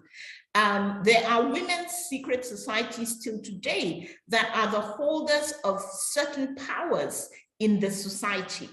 There are women's societies which are a part of governance today. So I have found that when we stand on that basis to explain women's participation in politics to women, it comes together straight away.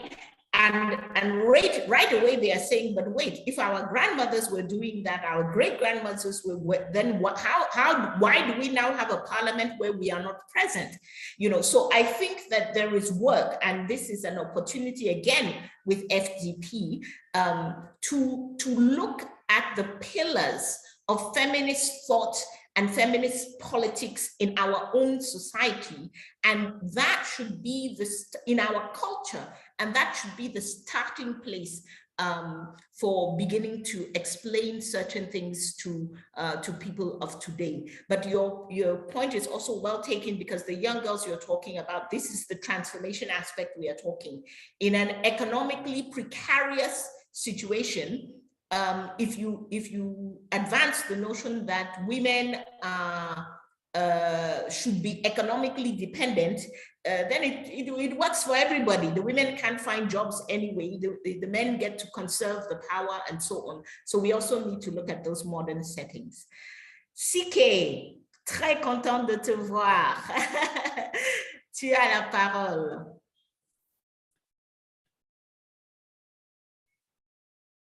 CK, il faut débloquer ton micro.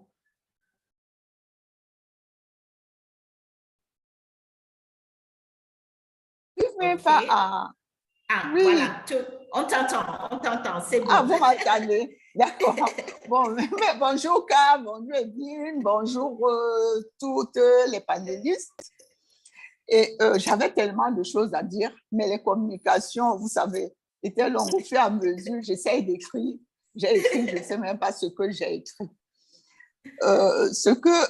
Je vais d'abord me présenter. Je suis une féministe radicale, basée sur une idéologie féministe, domination, oppression des femmes. Mais j'estime que nous les Africains, nous avons différents environnements. Et dans ces différents environnements, il faut avoir une analyse approfondie pour pouvoir identifier nos besoins. Je crois que moi, quand j'ai rencontré K, je crois en 1900, je ne sais plus 1900 combien, à l'extrême nord. Je suis une doyenne, j'ai passé 23 ans à l'extrême nord. J'ai lutté contre les mariages précoces et forcés et je vous assure, les besoins des femmes de l'extrême nord sont allés jusqu'aux Nations Unies. Les Nations Unies que je n'aime pas. Parce que quand on suit la télévision, je suis la télévision camerounaise, la télévision africaine, la télévision française, et je vois que ce sont les multinationales qui financent ces organisations des Nations Unies. Je suis malade. Pourquoi? Parce que le fait de lutter contre les mariages précoces et forcés, j'ai compris qu'il y a deux grosses racines qui maintiennent notre pression, notre domination en tant que femmes. On a souligné les deux tout à l'heure, mais on met toujours, les deux sont, je peux dire, sont dans un réseau. La première racine, c'est le système patriarcal. La deuxième racine, c'est la colonisation. En fait, le système capitaliste. C'est le système capitaliste. Pourquoi refusons-nous de travailler sur les deux? Travaillons sur, c'est pas pour rien que nous avons fait des études. Des études, ça veut dire que nous pouvons faire l'analyse. Quand on a parlé du plan d'ajustement structurel, vous savez ce que ça fait sur le terrain à l'extrême nord? Parce que, à l'extrême nord, Evelyne a parlé de l'extrême nord tout à l'heure, à l'extrême nord, il y a des ministres, beaucoup d'entre eux, parce qu'ils sont partis parce que l'ethnie qui pratique les mutilations génitales, ce sont les Arabes. Ce sont les Arabes, je crois, qui ont de l'argent. Ces ministres-là faisaient venir leurs enfants, leurs filles en vacances à Poussiéry, et on pratiquait les scissions sur elles. Et je vous rassure, en 1997, Madame Yahweh était venue à Marois élaborer un plan de lutte contre les mutilations génitales, n'a pas pu. Parce que la femme, quand une femme de Poussiéry a pris la parole, elle a dit qu'elle n'a pas mal par rapport à l'excision, parce qu'il y avait les systèmes, nous avons parlé de changement de mentalité. Changement de mentalité, je vous assure, ça demande, c'est un travail qu'on doit faire. Ça demande du temps, ça demande de l'argent, ça demande de la disponibilité et ça demande qu'on vive là-dedans. Parce que il y a où dépend des décisions, mais les gens qui influencent les familles, ce sont les autorités traditionnelles et religieuses. Et puis, il ne faut pas faire comme si ce sont les autres qui ont mal, les autres femmes qui ont mal. En tant que militantes féministes, nous-mêmes, nous devons parler de nos expériences. Moi, je ne suis pas une femme battue. Je ne suis pas juste à 110 ans. J'ai passé 10 ans en France. Mais il faut se dire que pour le changement de mentalité, nous sommes dans un milieu où il n'y a pas de débat. C'est-à-dire qu'en France, quand j'étais en France il y a 40 ans, j'étais dans un milieu de débat, de positionnement politique. Et c'est là où j'ai pris conscience de ma situation de femme. Parce que j'étais dans un mouvement clandestin camerounais où on me disait, on venait en formation et à chaque fois, camarade, c'est la camarade qui doit nous faire du café, c'est la camarade, c'est la camarade. Je veux dire que on ne peut plus rester sans changement de mentalité. C'est là où nous devons commencer. Sinon, nous allons toujours faire des choses pour les bailleurs, mais pas pour nos propres. Et c'est ce que je dis à Douala, par exemple. On fait des choses pour les bailleurs financiers, mais pas pour nos populations. Oui, tout à fait. Oui, j'ai constaté ça. Merci beaucoup. Bon, merci, au revoir. Au revoir et tiens-toi tranquille, la prochaine fois, c'est toi la personne ressource. Je suis partie, au revoir. C'est pas possible. Pour ceux qui ne connaissent pas Sike Billet, c'est vraiment une personne extraordinaire parmi les personnes qui ont fait un travail et des bons extraordinaires en ce qui concerne les droits de la femme au Cameroun et notamment elle a travaillé à l'extrême nord, mais l'association ALVF, Association des luttes contre les violences faites aux femmes, est parmi ceux qui nous ont obtenu dans les années 90 les droits des femmes pour pouvoir avoir des comptes en banque sans que le mari ne doit signer, les droits de pouvoir voyager sans que le mari ne doit signer, etc., etc. Donc, c'est vraiment une de nos trésors nationaux. Je vais passer la parole à Monique Quatrou.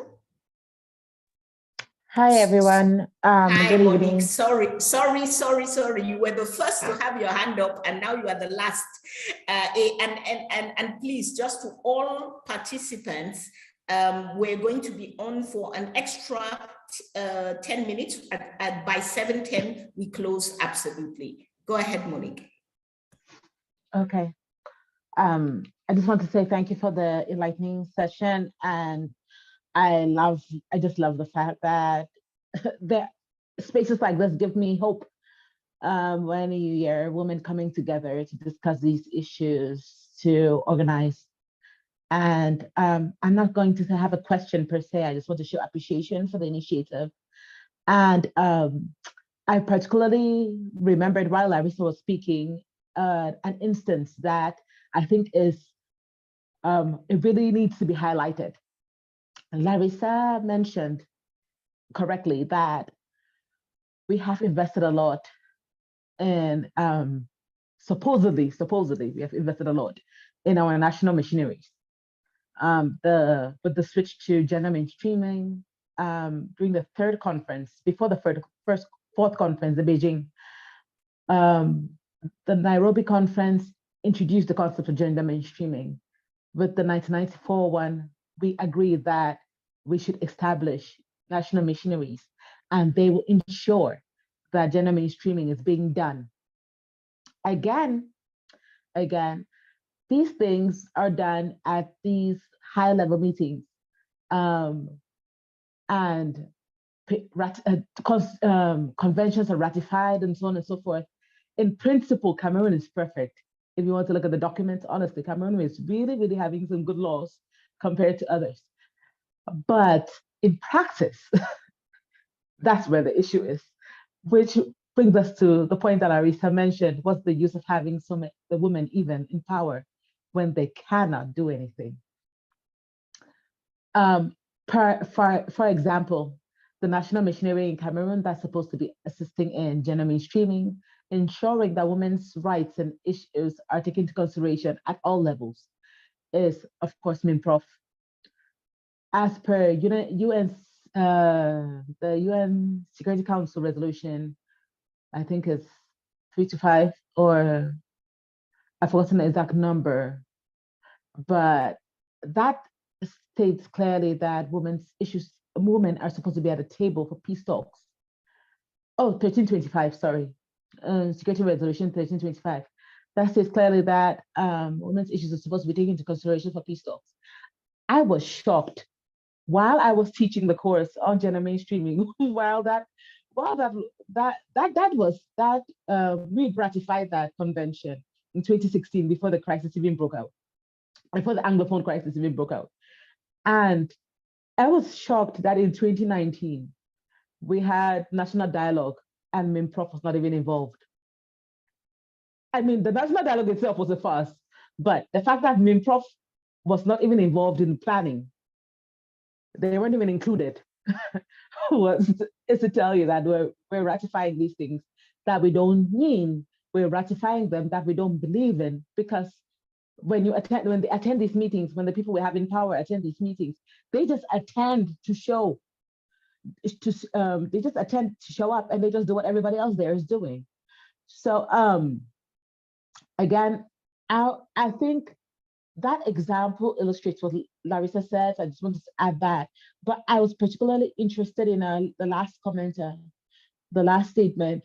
I think she hit the nail that usually comes up when we're discussing like different feminist schools and approaches to solving the problem. That isn't this all linked to capitalism? And indeed it is. Because just as Larissa said, patriarchy can't survive without gender inequality. Capitalism can't survive without gender inequality. And they all sort of feed into each other. And one of the speakers here today has already mentioned that perhaps the problem is how are we going to go, the problem or the first step in considering how to move forward. How are we going to help women to unlearn the fact that the idea that they don't have agency to stand up and to really like take up their power, take up space and change the system. And I wanted to say, it's not only the women, we have to, that education, and I think that's why I'm so drawn to education, that education, a gender sensitive education or education for resistance, and education that enables people that raises critical consciousness in citizens, male and female. It's necessary. Thank Very you. necessary. Thank you so much, Monique. I hope people who are in this in the talk know each other a little bit, because I think just the attendance in this talk is really extraordinary. Really extraordinary people who are doing work at so many different levels on our continent. To be able to build more just, more equitable societies. Monique is also definitely one of them. I love the point that Sike brought up and that you reinforced about capitalism. And I think that's one of the things that we are going to be able to ask as activists going into an FDP discussion, which there has been no room for that in development cooperation to date.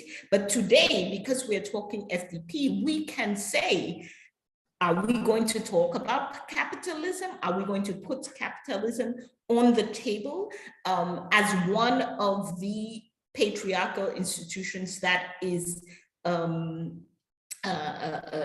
maintaining inequity and injustice. And I think there's also opportunity. It's not by accident that it is Sweden and Norway and so on who are adopting feminist development policy, because these are states who are seeming to do a little bit better at the balance of still being capitalistic countries, but being able to do much, much better than the rest of the world in terms of building equitable societies. Mireille Manga, vous avez la dernière parole, ouais. et après ça, je vais clôturer. Et je vais demander aux intervenants juste une minute pour dire un dernier mot et nous clôturons. Merci, merci infiniment. Mille merci d'abord pour ce débat très, très intéressant, passionnant et instructif. Je ne suis pas fighteuse, mais c'est difficile d'être insensible face à de telles questions. Donc, merci et félicitations pour l'initiative. Ma question, elle est simple et elle nous concerne. Peut-être on peut la considérer comme une sorte de perspective.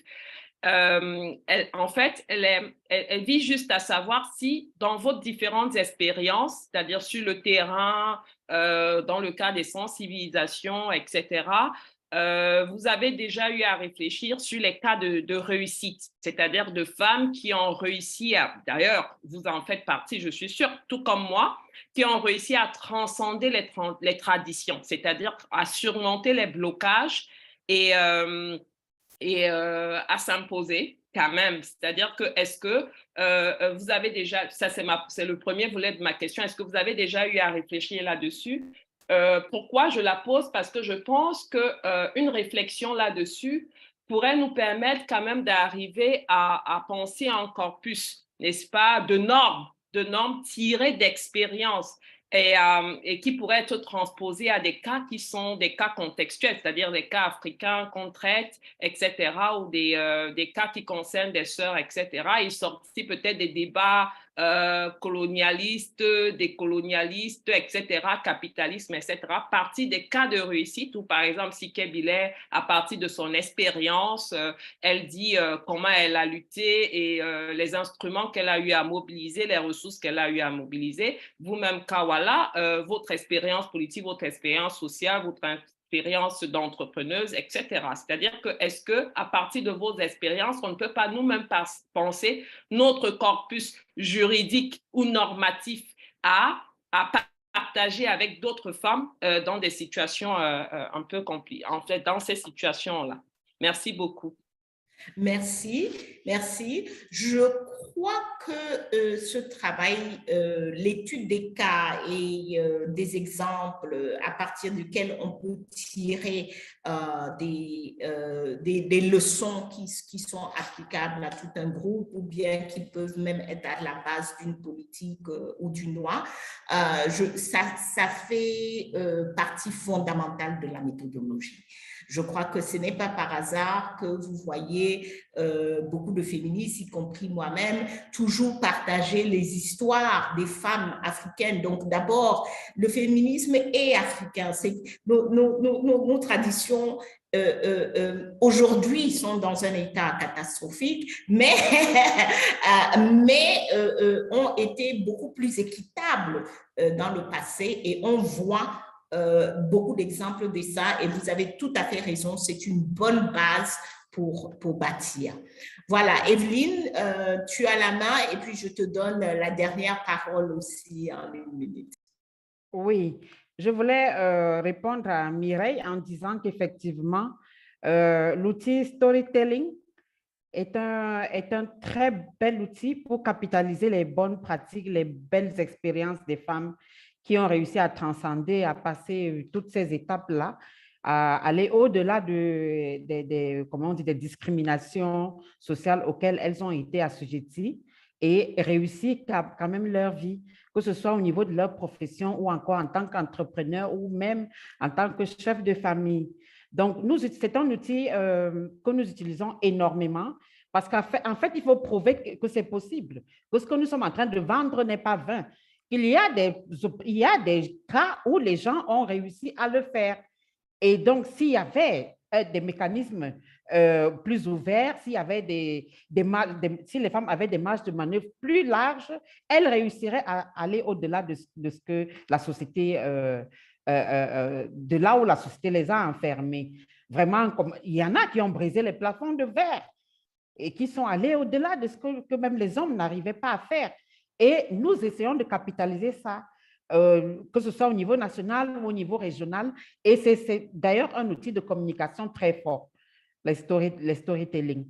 Et c'est un instrument que nous pouvons utiliser en tant que féministes pour dire, voilà ce que nous pensons faire, voilà la vision que nous avons de notre société et voilà ce que nous pensons d'une femme qui a réussi sa vie. Merci. Merci et je te donne 30 secondes pour un mot de fin. Ah voilà, c'était une joie de prendre part à ce débat et qui me permet non seulement de reconsidérer encore ma position en tant que féministe. J'ai l'art de dire que je suis féministe, point. Je ne veux pas justifier pourquoi je suis féministe.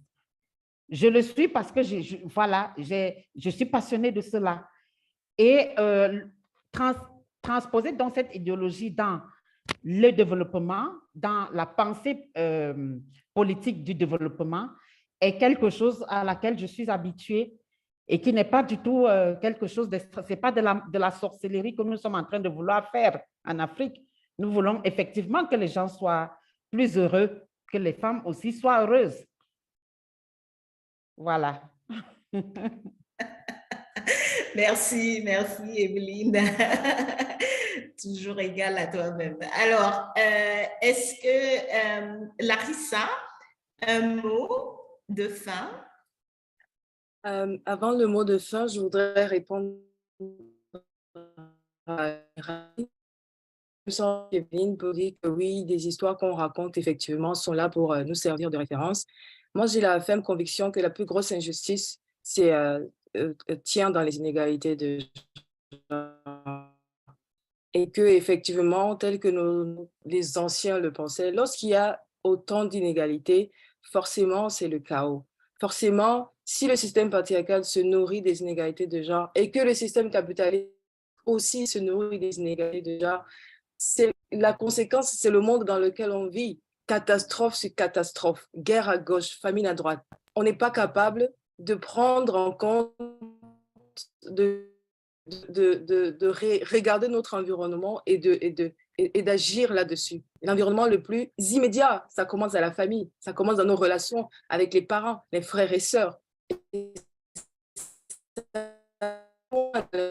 les États. Donc, c'est vraiment à des niveaux très micro. C'est pour ça que pour moi, la lutte pour en tant que féministe, c'est la lutte pour la justice, c'est vraiment quelque chose de global. C'est un langage d'amour même. Pour l'Afrique, c'est un langage d'amour. Pour la nation tout entière, pour le monde, si on est capable d'absorber toutes ces inégalités, de lutter contre ces inégalités, je suis persuadée que ce serait beaucoup mieux. Et comme mot de fin, je voudrais finir sur ce poème de Rupi Kaur que j'aime beaucoup. Elle dit ceci: regarde les femmes dans cette qui ont moins d'espace que toi. Écoute-les, entends-les et mets leurs paroles en acte. J'ai envie de le dire en anglais aussi. J'ai rédigé la traduction. So I would like to end this talk with a poem from Rupi Kaur. It summarizes a lot of what I feel personally. It says this: look at the women in this room, less space than you. Listen to them, hear them, and put their words into action. Thank you. Thank you. I think that's a truly beautiful poem by which for us to close this. I think we are just going to say a huge thank you to Larissa, to Evelyn, who took time out of their very busy lives to spend these hours with us on this discussion. I want to say a huge thank you to all of the women and men at Strategies who worked to put this together, notably Alice Malongte, Bergeline Domu, Aurélie Majo, who was facilitating, Vanessa, Désiré, Blaise, Franck, Joël, merci à tout le monde. Thank you so much. Also Danielle and Peter, the whole team came together to make this talk happen.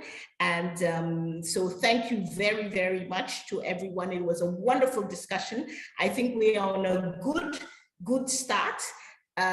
When feminist development policy is coming. So we will either sit and accept what others have thought for us, or we jump into the conversation and we start adapting it and modifying it to meet our needs. So thank you so much. I am like Monique. I have energy now, man. I am full of energy for all that we have to do in the transformation of our continent. And it was a real pleasure to be with you. Thank you. Bye-bye.